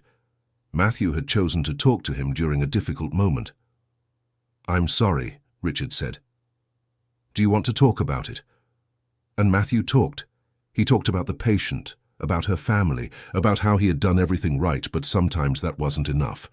He talked about the pain of losing someone under his care. Richard listened. He didn't try to fix it, didn't offer empty solutions, just listened and offered presence, even if over the phone. "Thank you," Matthew eventually said, "for listening. I think I needed that." "I'll be here whenever you need," Richard said. "Always." After they hung up, Richard stayed awake for hours, processing the conversation. Matthew had reached out to him, had trusted him with his pain. It was small, but it meant everything. At work, the changes continued. Richard had given more autonomy to his managers and discovered the company not only survived without his micromanagement, but thrived. People were happier, more productive, more creative when they had space to be human. He started a mentorship program for young professionals from underprivileged communities, offering opportunities they would never have had otherwise. Not because it was good for business, though it was, but because it was the right thing to do. And at the hospital where he volunteered, Richard had become a familiar presence. Mrs. Carroll, the nurse who had advised him on his first day, had become a friend. She teased him about his clumsy way of folding sheets, but also praised his dedication. "You've changed," she said one day. "When you first came here, you could see you were carrying weight. Now you seem lighter." "I'm trying," Richard admitted. "Trying to be better." "You're succeeding," Mrs. Carroll said with conviction. "And you know how I know? Because it's not just grand gestures. It's small things. How you remember the names of all the regular patients, how you hold the hand of someone who's scared, how you stay after your shift to finish something important. Those things can't be faked." The words stayed with Richard. Small things, consistency, presence, exactly what he had denied Matthew for so many years. The relationship with Matthew continued to develop slowly.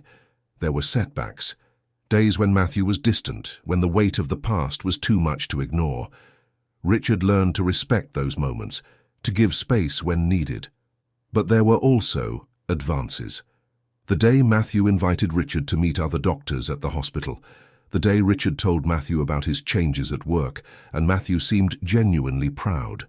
The day they laughed together about some silliness, and for a moment forgot all the weight between them.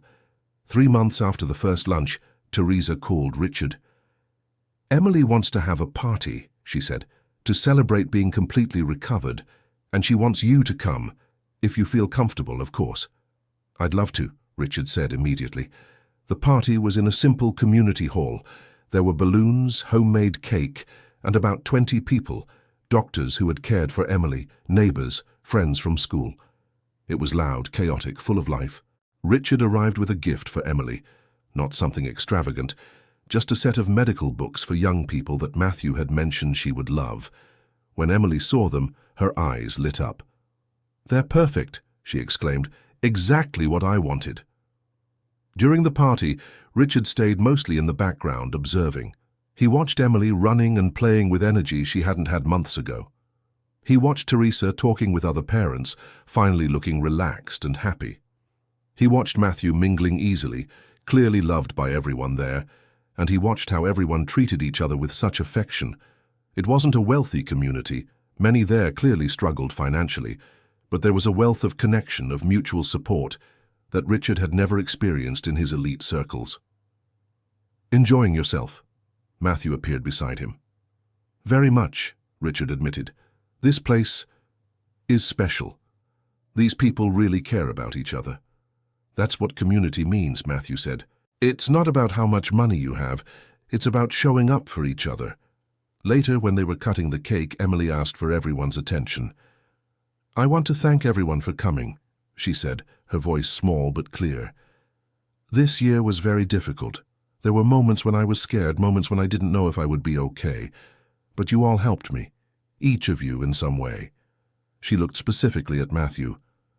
Dr. Matthew taught me that being strong doesn't mean not being afraid. It means being afraid but continuing anyway. And that asking for help isn't weakness, it's wisdom. Then she looked at Richard.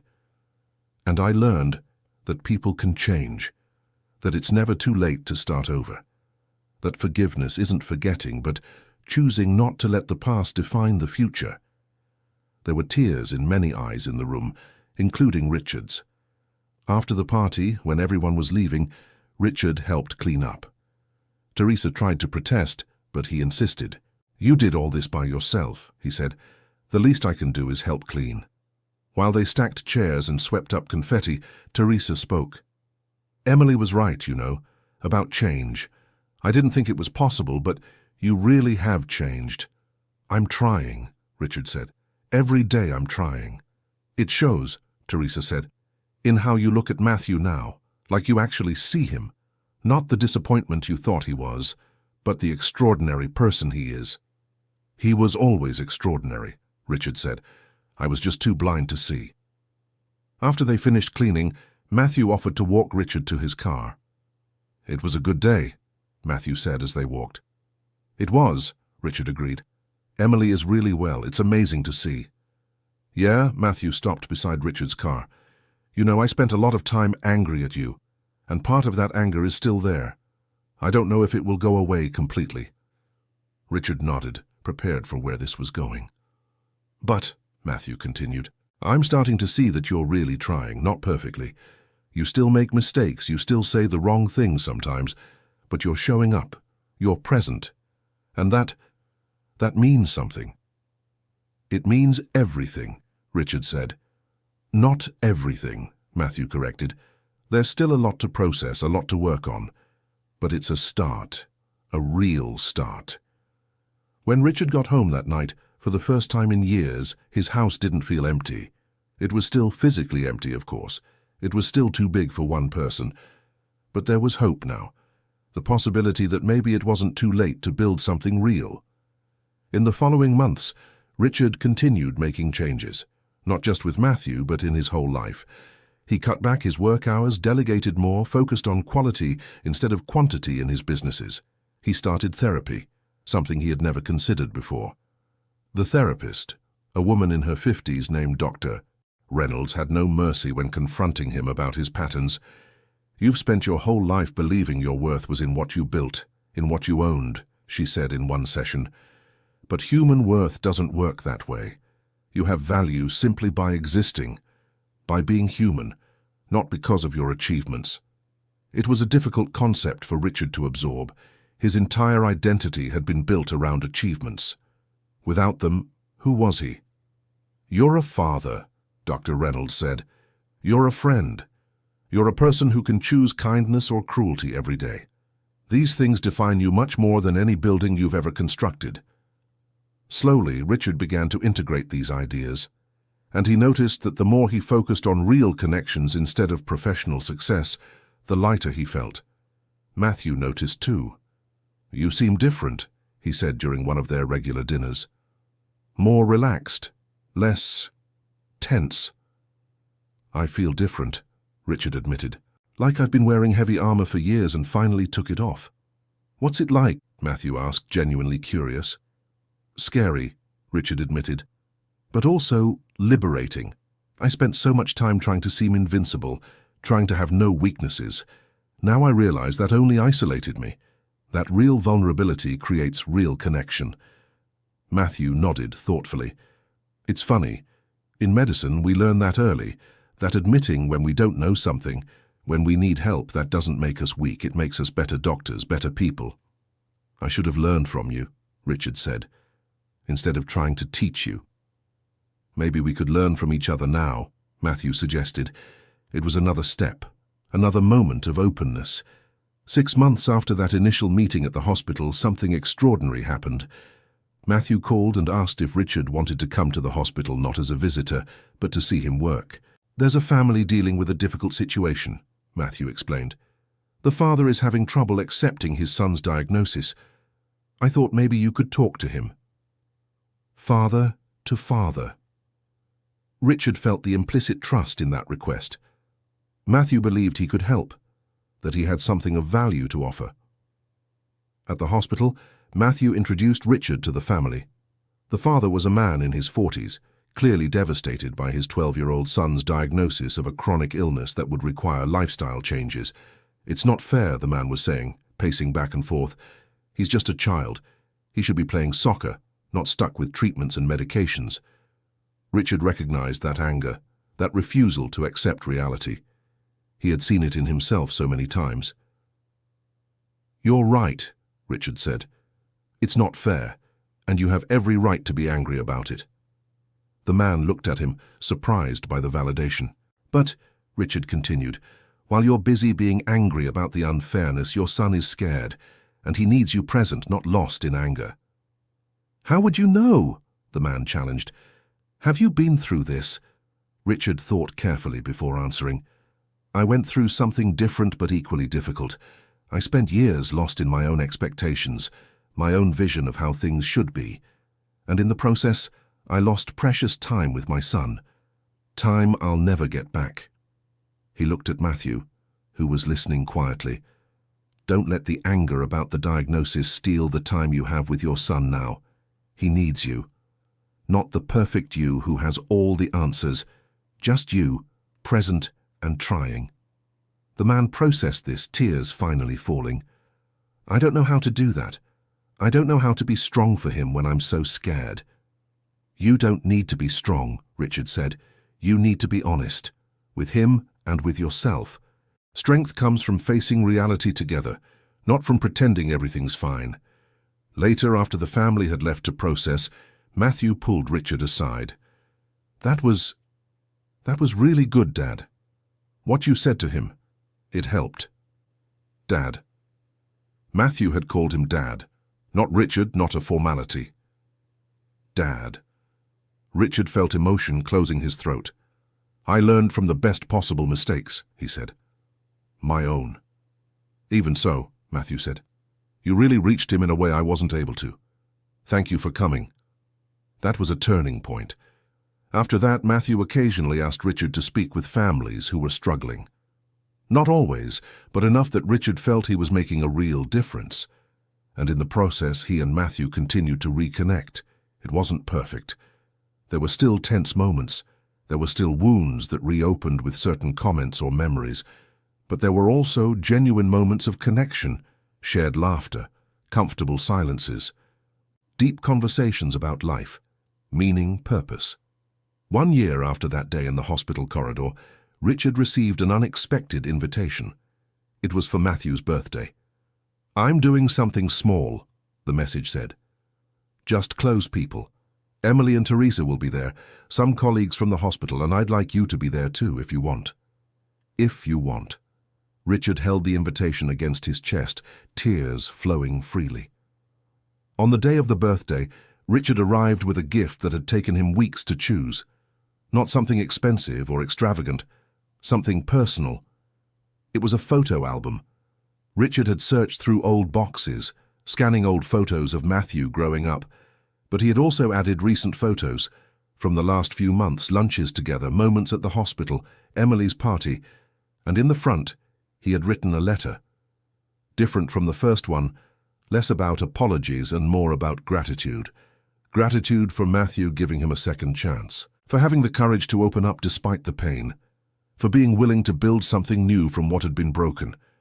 When Matthew opened the gift, he was silent for a long time, flipping through the pages. When he reached the letter, he read it carefully. "Dad," he said finally, and his voice was choked with emotion. I don't know what to say." "You don't need to say anything," Richard said.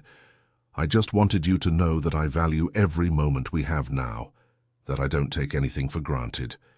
Matthew hugged his father then. The first real hug in years. Richard held on to him, both crying, both finally allowing themselves to feel everything that had been repressed. "I'm still mad at you sometimes," Matthew murmured into the hug. "It still hurts when I remember certain things." "I know," Richard said, "and that's okay. You have the right to feel all of that."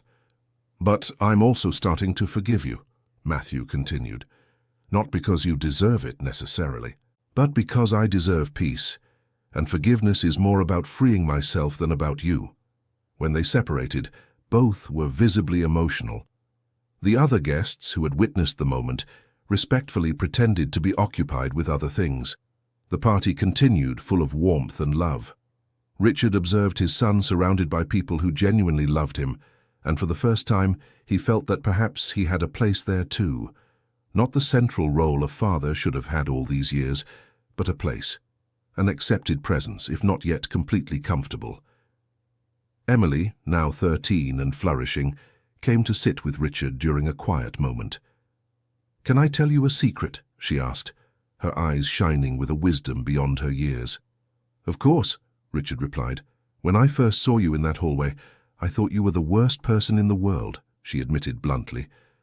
"I thought you were cold, cruel, that you didn't care about anyone but yourself." Richard felt the sting of those words, but let her continue. "But you know what I realized? People aren't just one thing. You were all those things I thought, but you were also someone capable of change, and changing for real is the bravest thing anyone can do." "You're very wise for your age," Richard said. "That's what happens when you spend a lot of time in hospitals," Emily smiled. "You learn what really matters, and you learn that everyone is fighting their own battles." She looked at Matthew across the room. "He still hurts, you know." "Dr. Matthew. There are days I see him looking at his phone like he's waiting for a message that never comes, days when he's quieter, sadder, and I know he's thinking about you, about the time you lost." "I know," Richard said softly, "and I carry that with me every day." "Good," Emily said surprisingly. "Because you should, but don't let that guilt paralyze you. Use it to keep being better. That's what Dr. Matthew needs to see, not perfection, but consistent effort." Teresa approached to get Emily, but stopped when she saw the serious conversation. "Sorry to interrupt," she said.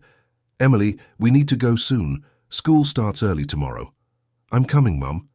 Emily stood up, but before leaving she looked at Richard one more time. "Keep showing up, Mr. Richard. That's what makes a difference. Not grand gestures. Just showing up, day after day." After they left, Richard kept thinking about those words. Showing up. Consistency. It was so simple and so hard at the same time. The party ended late at night. When only Richard and Matthew remained, helping to clean up, the silence between them was comfortable. "It was a good birthday," Matthew eventually said. "One of the best I've had." "I'm glad," Richard said sincerely. "You know what made it good?" Matthew stopped collecting glasses and looked at his father. "It wasn't just you being here. It was knowing you'd be at the next one too, and the next. That it's not just a moment, but something continuous." "I'll be there," Richard promised. "At every one you'll let me be at." Matthew nodded, seeming satisfied with that answer. "There's something I want to ask you," Matthew said after a moment, "and you can say no, I won't be mad." "What is it?" "I'm organizing a free community clinic next month. It'll be on Saturdays, serving people who don't have access to proper medical care. And I was thinking maybe you could help, not as a doctor, obviously, but with organization, resources, with your experience managing people and processes." Richard felt something expand in his chest. Matthew was asking for his help. He was seeing value in what he had to offer. "I'd love to," Richard said. "It would be an honor." In the following weeks, Richard immersed himself in the community clinic project. He used his contacts to secure donations of medical equipment, negotiated discounts with medication suppliers, organized volunteers for administrative tasks. But he did everything differently this time. He didn't take total control. He worked with Matthew and the other doctors, listening to their ideas, respecting their vision. It was hard sometimes, resisting the urge to simply take over. But he held back, remembering that this wasn't about him. It was about serving. Dr. Sarah, who had been so harsh with Richard that first day, eventually pulled him aside. "I have to admit," she said, "I didn't think you were capable of change. I thought it was just an act, you know, trying to win back Matthew with empty gestures." "And now?" Richard asked, genuinely curious. "Now I see I was wrong. You're really different.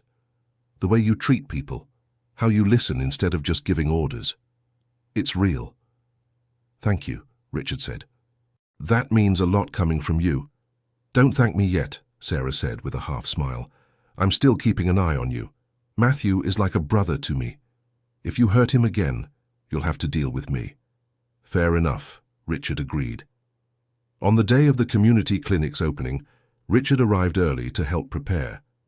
The space was simple, a rented room in a community centre, nothing compared to the sleek corporate environments Richard was used to. But there was something beautiful in the simplicity, in the pure function of the place. People started arriving even before they officially opened. Lines of families who needed care but couldn't afford it, elderly with chronic conditions, children who needed vaccines. Each person with a story, a struggle, a need. Richard worked at the reception, registering patients, organizing lines, offering water and chairs to those waiting. It was humble work, very different from running board meetings, but it felt good in a way business meetings never did. During a break, Richard saw Matthew attending to an elderly lady. The patience he showed, the kindness, the genuine attention he gave to every detail she shared. That was his son, a man of deep compassion and real skill. And Richard had had nothing to do with it. Matthew had become this man despite his father's absence, not because of it. It was a bitter but important truth to acknowledge. Admiring his work? Teresa appeared beside Richard. She had come to help with Emily, who was entertaining young children in the waiting area. "Trying to understand how he became so good when I was so absent," Richard admitted. "His mother," Teresa said simply. "She raised him in the first 15 years to be kind, empathetic, caring. You didn't completely destroy that even after. You just hurt him. But the foundation she built remained." "I should have honored her memory by being a better father," Richard said. "Yes, you should have," Teresa agreed without softening. "But you can't change the past. You can only honor her by being better now." By the end of the day, they had attended to over 100 people. 100 lives touched, 100 people who received care they wouldn't have had access to otherwise. The exhaustion was real, but so was the satisfaction. As they cleaned and set up for the next week, Matthew approached Richard. "You were amazing today," he said. "Seriously. The way you organized everything, how you treated each person with respect, it made a real difference." "It was the most meaningful thing I've done in years," Richard admitted. "Maybe in my whole life." "Then let's keep doing it," Matthew said. "Every Saturday, let's make a difference, together." Together. The word echoed in Richard's heart. The Saturdays at the community clinic became Richard's favorite part of the week. More than any business meeting, more than any closed contract. There he saw the immediate result of his efforts. He saw real gratitude in people's eyes. He saw his son shining while doing what he loved. 3 months after the clinic started, something unexpected happened. Richard received a call from a fellow doctor whom Matthew respected greatly, Dr. Henry Thompson, who had performed Emily's surgery. "Richard, I need to talk to you about Matthew," Henry said, his voice serious. Richard's heart sank. Something was wrong? What happened? Is he okay? "Physically, yes," Henry said, "but emotionally. He's burning out. He works at the hospital during the week, the community clinic on Saturdays, and still takes extra shifts to pay for treatments for patients who can't afford them. He's heading straight for a breakdown." Richard felt panic rising. "Why are you telling me this? Why not talk to him directly?" "Because I have, several times, and he doesn't listen, says he's fine, that he can handle it. But I've seen this pattern before. I saw what happened 2 years ago when he completely burned out. I can't let that happen again. What do you want me to do? You're his father, and for the first time in years, he's actually listening to you. So talk to him. Make him understand he can't save everyone if he doesn't take care of himself first." After hanging up, Richard sat in his office for a long time, processing. Matthew was burning out again, and this time Richard was present to maybe make a difference. That night, Richard went to Matthew's apartment. It was the first time he'd visited. The place was small but clean, full of medical books and photos of people Matthew clearly cared about. Emily appeared in several, Teresa too, the medical team. But there were no photos of Richard, not yet. Matthew looked surprised when he opened the door. "Dad, is everything okay? We didn't have anything scheduled today, did we?" "No," Richard said, "but we need to talk." Matthew let him in, offering coffee, which Richard accepted more out of courtesy than desire. They sat in the small living room, heavy silence between them. "I got a call from Dr. Henry today," Richard began. "He's worried about you." Matthew sighed, running his hand through his hair. "He worries too much. I'm fine." "Are you?" Richard challenged gently. "Because from what I understand, you're working 6 days a week, taking extra shifts, neglecting your own rest and health. That doesn't sound fine to me." "There are a lot of people who need help," Matthew defended. "I can't just ignore that." "No, you can't. But you also can't destroy yourself trying to save everyone. Does that help anyone? You sick again, broken again, unable to help anyone?" Matthew stayed quiet, but Richard could see the tension in his shoulders. "You know how I know you're burning out?" Richard continued. "Because I recognize the signs. Because I did the same thing, only for much worse reasons. I burned out for profit, for success, for ego. You're burning out for compassion, which is more noble, but the end result is the same. You break." "I don't know how to stop," Matthew finally admitted, his voice small. "How to say no when I see someone suffering, when I know I can help." "You learn that sometimes the most compassionate answer you can give is, 'Not right now,'" Richard said. "That taking care of yourself isn't selfish. It's necessary. Because if you fall, everyone who depends on you suffers too." "How did you get so wise all of a sudden?" Matthew asked with a slight smile. "Therapy," Richard admitted, "and failing miserably at everything that matters tends to give perspective." Matthew laughed, a tired but real sound. I remember that night on the terrace," he said softly. "I remember how useless I felt, how I thought I didn't make a difference. And now that I know I do make a difference, I don't want to waste that chance. I don't want to go back to being that broken person who saw no value in going on." Richard felt physical pain in his chest hearing this. "You were never useless. Not even that night. You were sick, alone, fighting something bigger than you, but you were never, ever useless." "You weren't there to know," Matthew said, and there was no accusation in his voice, just a statement of fact. "No, I wasn't, and I'll carry that guilt for the rest of my life, but I'm here now, and I'm telling you, as someone who loves you more than words can express, that you need to rest, you need to sleep, you need to have time for yourself." "And if I rest and someone dies because I wasn't there?" Matthew asked, and Richard could see the real fear in his eyes. "Then it won't be your fault," Richard said firmly. "You're not responsible for saving everyone, Matthew. You're human, not God. And even God rested on the 7th day. "You just made a biblical reference," Matthew pointed out, surprised. "You never make biblical references." "I'm full of surprises lately," Richard said.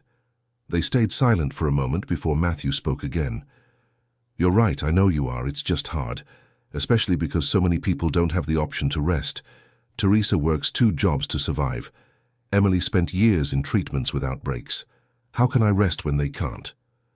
"Because you resting doesn't take away their rest," Richard said. "You burning out doesn't relieve their suffering. It only adds more suffering to the world. And you rested, healthy, can help many more people for much longer." Matthew nodded slowly, absorbing the words. "You need help learning to say no," Richard continued.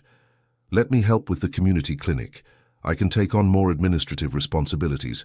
I can recruit more volunteers. You don't have to carry everything alone." "Why?" Matthew asked. "Why would you do that?" "Because you're my son, because I love you, because seeing you destroy yourself again would be unbearable, and because I finally understood that being a father isn't about controlling or directing. It's about supporting. It's about being there when you fall. It's about helping carry the weight when it gets too heavy." Tears started to fall down Matthew's face. I'm so afraid of failing, he confessed, of not being good enough, of disappointing the people who depend on me. You won't fail, Richard said. And even if you fail at something, that doesn't define you. Failure is human. Consistent effort despite the fear of failing, that's what defines character. When did you get so good with words? Matthew asked through tears. When I finally started really thinking before speaking, Richard admitted. And when I started reading the books my therapist recommends. Matthew wiped the tears, but a small smile appeared. You have a therapist. I never thought I'd see the day. Neither did I. But I'm finding that admitting I need help is liberating. Maybe you should try it too. Having someone impartial to talk to about everything you're carrying. Maybe, Matthew admitted. Sarah keeps saying I should. All the doctors say it. Then really consider doing it, Richard encouraged. For you. Not for me or anyone else, for you. That night marked another change in their relationship. Richard started taking on much more responsibility for the community clinic. He hired a part-time administrator to handle scheduling and documentation. He organized a volunteer rotation system so no one would get overwhelmed. And slowly, Matthew started to accept help. He started to delegate. He started to take one day off per week. He started very hesitantly to go to a therapist. One day, a few months later, Richard was at the hospital volunteering when Mrs. Carroll pulled him aside. I need to tell you something, she said. About Dr. Matthew. Is he okay? Richard asked, immediate worry rising. He's better than okay, she smiled. This morning he was talking with some of us in the break room, and you know what he said? He said that for the first time in years, he feels like he can really breathe, that he's not carrying everything alone. And when we asked what changed, he talked about you, about how you've been present, how you've been helping. The tears burned Richard's eyes. He said he finally has a real father, Mrs. Carroll continued. Not perfect, but present. And that makes all the difference. Richard had to sit down, the emotions too much to process standing up. I don't deserve... Maybe not, Mrs. Carroll gently interrupted. But you're doing the work to deserve it now. You're showing up, you're changing, you're being the father he needs. The past is past. Focus on the present and future. That night, Richard wrote in a journal he had started keeping at his therapist's suggestion. He wrote about that conversation, about the weight of forgiveness, about the responsibility of maintaining change. Today I learned that forgiveness isn't a single event, he wrote. It's an ongoing process. Matthew gives me small pieces of forgiveness every day, and every day I need to prove I deserve those pieces, not with grand gestures but with constant presence, with listening, with showing up, with genuinely caring. The seasons changed. Summer gave way to autumn. The community clinic completed 6 months of operation, having served over 1,000 patients. Richard had become an integral part of the operation, known and respected by patients and volunteers. One afternoon, Teresa asked to speak with Richard. They met at the same cafe where they had spoken months earlier. There's something I need to tell you, Teresa began, and it might sound strange coming from me, but I need to say it. What is it? Thank you. For changing. For being present for Matthew. For helping save Emily. For proving I was wrong about you being beyond repair. Richard was speechless for a moment. You weren't wrong, he finally said. I was everything you thought. Cold, selfish, cruel. I just got lucky enough to have people willing to give me a chance to change. It wasn't luck, Teresa corrected. It was Matthew having the courage to open up despite the pain. It was Emily having the wisdom to see potential where others saw only failure. It was you having the humility to accept you were wrong. Luck has nothing to do with it. Still, I'm grateful, Richard said, for not cutting me off completely from Matthew when you had every right to do so. For letting Emily get to know me. For giving me a chance to prove change. You've proven more than change, Teresa said. You've proven real transformation. And do you know how I know it's real? Because it's not just in how you treat Matthew. It's how you treat everyone. The patients at the clinic, your employees, random people on the street. You've fundamentally changed how you interact with the world. She hesitated before continuing. And there's something else I need to say. About when you fired me 8 years ago. I carried so much anger about that. I let it define much of my life. But recently I realized I'm ready to let it go. Not because you necessarily deserve my forgiveness, but because I deserve peace. You do, Richard agreed, and I'm sorry, deeply, not just for firing you, but for how I did it, for not seeing you as human with real problems and fears, for treating you as disposable. Thank you, Teresa said, for finally truly understanding that. That week, Richard made another important decision. He created a scholarship fund specifically for children of employees who wanted to study medicine or healthcare fields. He named the fund in honor of his late wife, Matthew's mother. When he told Matthew about it, he saw raw emotion on his son's face. She would have loved this, Matthew said. Mom always believed in educating people, in giving opportunities. I know, Richard said. I should have done this years ago. I should have honored her memory from the beginning. You're honoring it now, Matthew said, and I think she would be proud. Not just from the bottom, but from who you are becoming. A year and a half after that day in the hospital corridor, Richard celebrated his 59th birthday. Matthew organized a small dinner. It was just the two of them, Teresa and Emily, a few doctors from the hospital, and Mrs. Carroll. In the middle of dinner, Matthew asked for attention. I want to say a few words, he began, standing up. A year and a half ago, if someone had told me I would be here celebrating my father's birthday, surrounded by people I love, I wouldn't have believed it. Because a year and a half ago, my father and I weren't speaking. We barely existed in each other's worlds. He looked at Richard with clear emotion in his eyes. But something changed.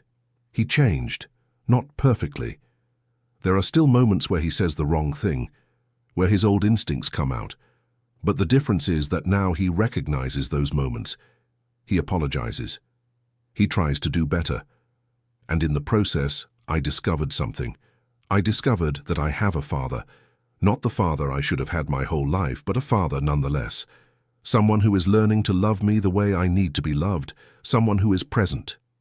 Matthew paused, wiping away tears. I'm still healing from years of pain. I'll probably be healing for a long time. But for the first time, I feel that healing is possible, that we can build something new even on a broken foundation. He raised his glass. So a toast to my father, not to the man he was, but to the man he is becoming, to the courage it takes to change, to the love he is finally learning to show. Happy birthday, Dad. Richard couldn't speak, tears falling freely. He stood up and hugged his son, both crying, both finally allowing all the pain and hope and complicated love to flow between them. Thank you, Richard managed to say, for giving me this chance, for not giving up on me when you had every reason to, for being a better man than I ever was. I'm still learning, Matthew said, and part of learning is accepting that relationships are complicated, that love isn't always easy or clean, but it's real. And I'm choosing to believe that our love is real, even if it's imperfect. That night became a turning point. After that toast, that public declaration of complicated but real reconciliation, something fundamentally changed. The residual tension that had always been between them began to dissipate. It didn't happen overnight. There were still difficult moments. A particularly tough argument happened a few months later, when Richard gave an unsolicited opinion about a professional decision of Matthew's. Old patterns resurfaced, with Richard trying to control and Matthew shutting down angrily. But the difference this time was what happened afterward. Instead of days or weeks of silence, Richard called the next morning. You were right yesterday, he said without preamble. I was trying to control again, trying to impose my view instead of respecting your choices. I'm sorry. Thank you for acknowledging that, Matthew said, and I'm sorry for blowing up. I could have communicated my discomfort better. We're both learning, Richard said. We are, Matthew agreed. Matthew, and there will be more moments like this. We'll mess up and fix it and mess up again, but as long as we keep trying. We will keep trying, Richard promised. And they did, through arguments and reconciliations, through moments of deep connection and moments of discomfort, through holidays and ordinary days, through all the complexities of rebuilding a relationship after years of brokenness. 2 years after that day in the corridor, Emily was accepted into a special science program for promising students. She was 15 now, dreaming big about medical school and helping others. To celebrate, they organized a special dinner, and Emily, with her characteristic honesty, made everyone laugh by sharing memories. "Remember that day in the hallway," she said, "when I called Mr. Richard arrogant and said I didn't want his money?" "How could I forget?" Richard said with a smile. "I was so angry," Emily admitted. "So sure I knew exactly who you were. And I was right at that moment. You were that person. But people grow, they change, and seeing that change taught me something important." "What?" Teresa asked. "That I shouldn't give up on people too quickly," Emily said wisely. "That everyone deserves a chance to be better. But I also learned that real change requires work. Mr. Richard didn't just say he would change. He did the work. Every day, he does the work." She looked at Richard. "And that inspired me. When I become a doctor, I want to remember that patients are whole people, that they're not just their symptoms or diagnoses, that everyone has a story, everyone has potential for change and growth. You taught me that." "You taught me much more," Richard said. "Taught me about real courage, about sacrificial love, about forgiveness that heals." The community clinic kept growing. On its 2nd anniversary, they had treated over 3,000 patients. Richard had used his network of contacts to get more volunteer doctors, more resources, expanding to also offer dental care and mental health services. Matthew, now working healthier hours and delegating more, had begun to flourish again. The constant tiredness in his eyes had disappeared. He laughed more, relaxed more, allowed himself to be human instead of trying to be a savior. One day during a break at the clinic, Matthew and Richard sat outside, watching the line of patients waiting. "You know what's funny?" Matthew said. "For years I thought you didn't understand why I chose medicine, that you would never understand the satisfaction of helping people instead of making money."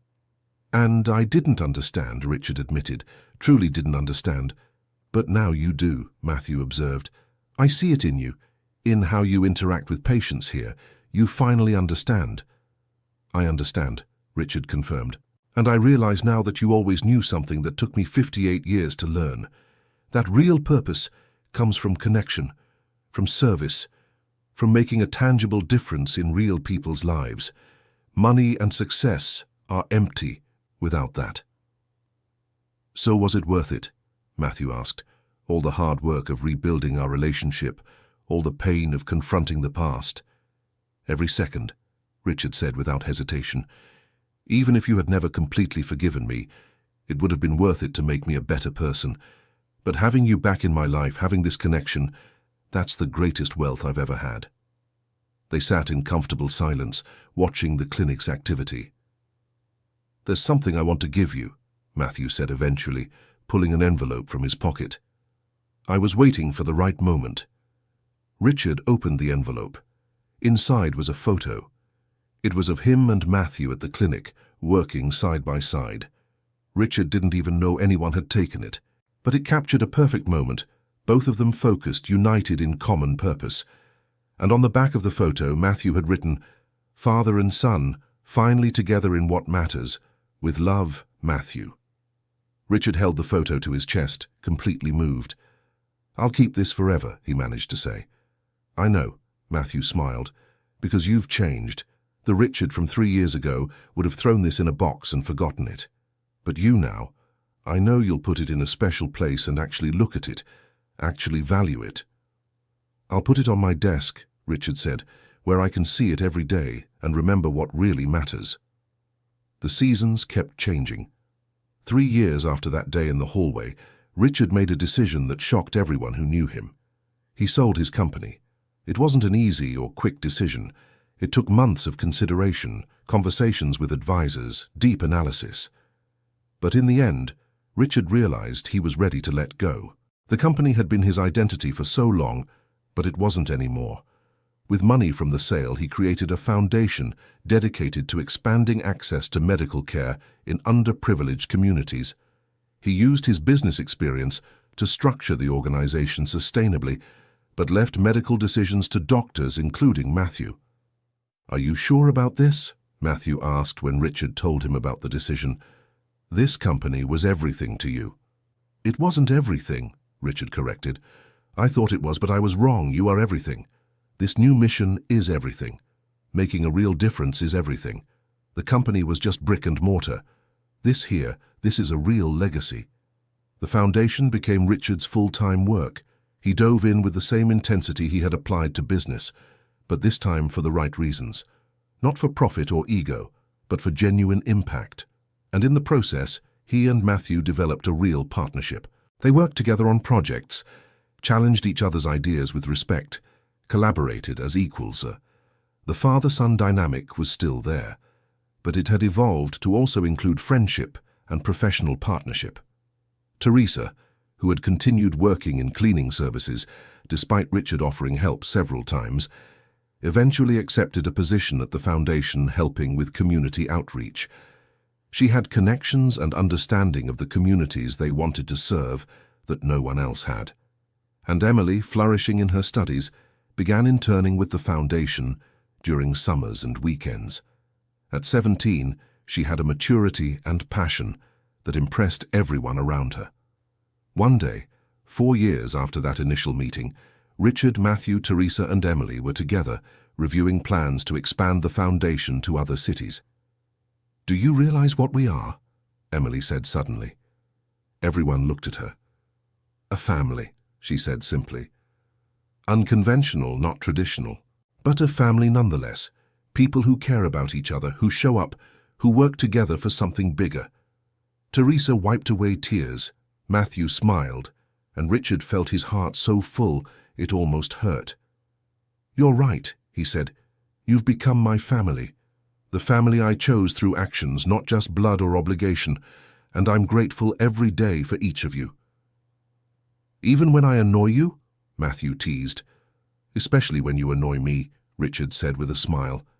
"Because it means you're comfortable enough with me to be authentically you. And that's a gift." 5 years after that day in the hospital corridor, something extraordinary happened. Matthew received national recognition for his community work. He was honored in a big ceremony with hundreds of people present. Richard sat in the audience, watching his son on stage, receiving the award, listening to doctors and patients share stories of how Matthew had changed their lives, and he felt a pride so deep it transcended words. During the acceptance speech, Matthew scanned the audience until he found Richard. "There's someone here I need to thank especially," Matthew said. "My father, Richard Montgomery. Our journey together hasn't been easy. There were years of pain, of distance, of misunderstandings, but in the last 5 years he has shown me something I will never forget. He showed me that it's never too late to change, that real growth is possible at any age, that love can be complicated and imperfect and still valid and transformative. He isn't a perfect father, but he is a present father, and that made all the difference." Matthew paused, emotion clear in his voice.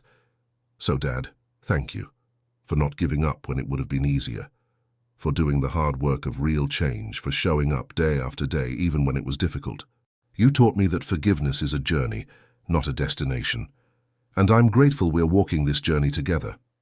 The entire audience turned to look at Richard, who was openly crying. He waved at Matthew, unable to speak. After the ceremony, when they finally got a private moment, Matthew hugged his father. "You almost made me cry on stage," Matthew said with a tearful laugh. "You made me cry in the audience," Richard replied. "Then we're even." "We're better than even," Matthew said. We're good. Finally, truly good." And it was true. Not that everything was perfect. There were still moments of tension, still old wounds that sometimes ached, but there was also real love, genuine connection, mutual respect. 6 years after that day in the hallway, Richard celebrated his 65th birthday. Matthew organized a surprise party, inviting everyone who had become important in Richard's life during these years of transformation. Mrs. Carol was there, still working as a nurse, but now also volunteering with the foundation. Dr. Henry was there with his family. Patients Richard had met through the clinic, employees from the old company who had witnessed his transformation, Teresa and Emily, naturally, and so many others whose lives had intertwined with his. When the lights came on and everyone shouted, "Surprise!" Richard was genuinely shocked, and then completely moved when he realized how many people were there, how many real connections he had formed over these years. "You really had no idea?" Matthew asked, amused. "No idea," Richard admitted. "How did you keep it a secret?" "With help," Matthew pointed to Teresa and Emily, who were smiling proudly. During the party, person after person approached Richard sharing stories, how he had made a difference in their lives, how he had helped, how he had changed. And Richard listened to each story with humility and gratitude, not with the ego of an important man, but with genuine appreciation for having been able to serve.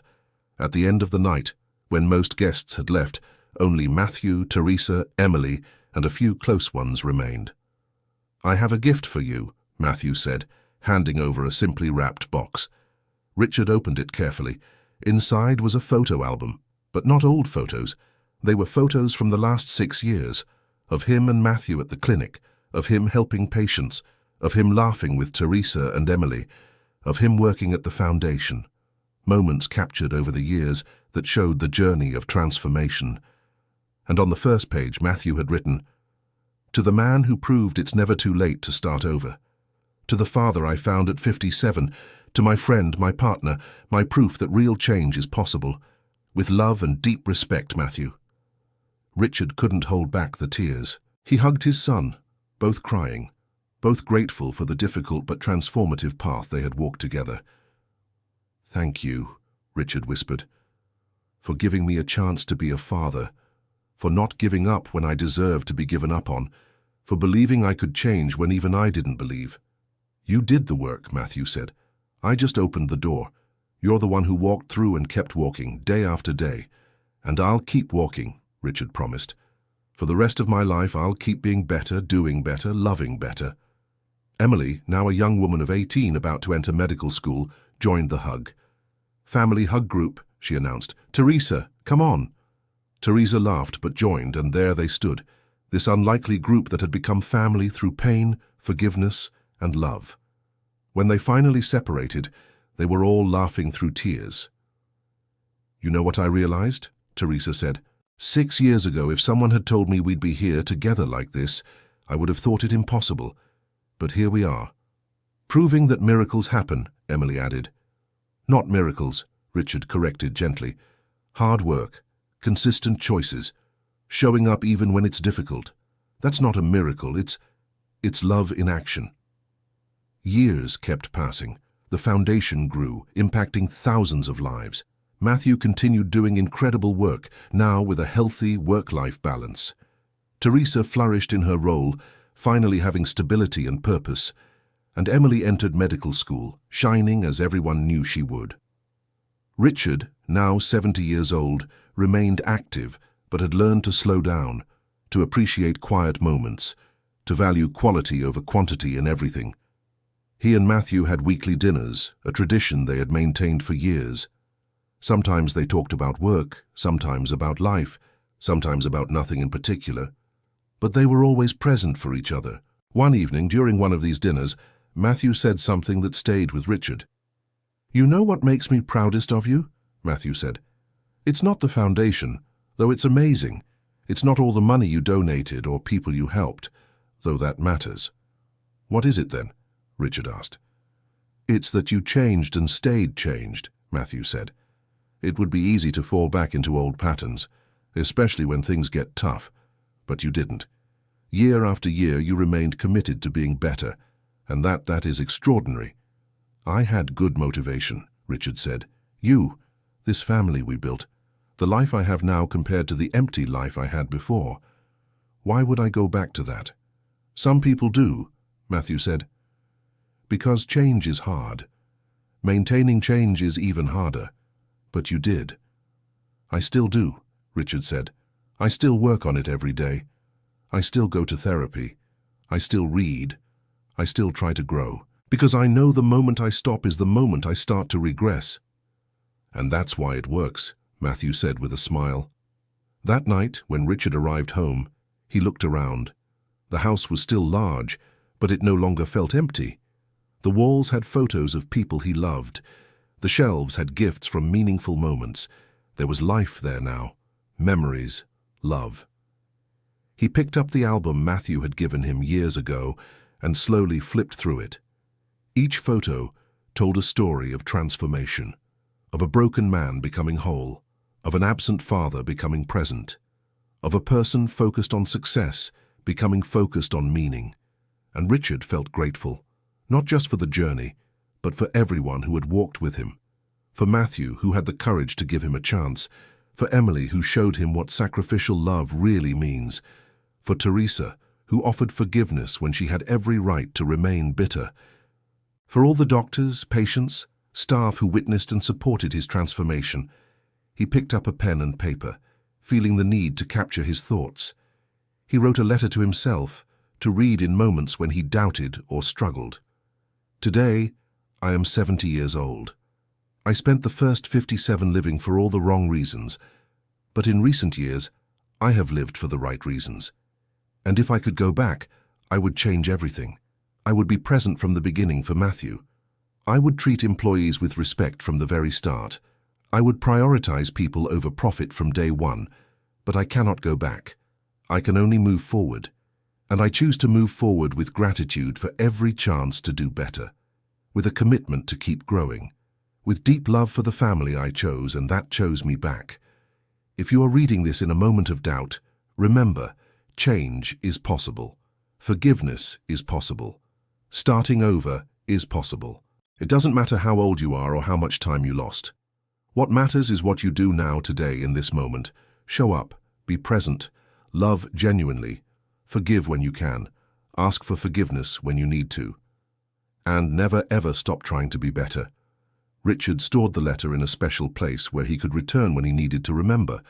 That night, he slept well, at peace with himself, in a way he had never felt before that day in the hospital corridor so many years ago. Because finally, after all the pain and work and growth, Richard Montgomery had found what truly mattered. It wasn't a business empire or bank account. It wasn't recognition or power. It was connection. It was love. It was being part of something bigger than himself. It was seeing his son flourish and knowing that, even though he arrived late, he had finally contributed something positive to this extraordinary life. And as he closed his eyes to sleep, Richard smiled, because for the first time in his life he had no regrets about the present. He had many about the past, yes. But the present? The present was exactly where it should be, with family, with purpose, with love. Finally, home. End of story. Now tell us what you thought of the story. Do you think Richard deserved Matthew's forgiveness? What lesson did this journey bring to your life? Leave your honest opinion in the comments. We really want to know what you thought. If this story touched your heart, don't forget to leave your like and subscribe to the channel so you don't miss other moving stories we'll bring. Thank you so much for joining us this far.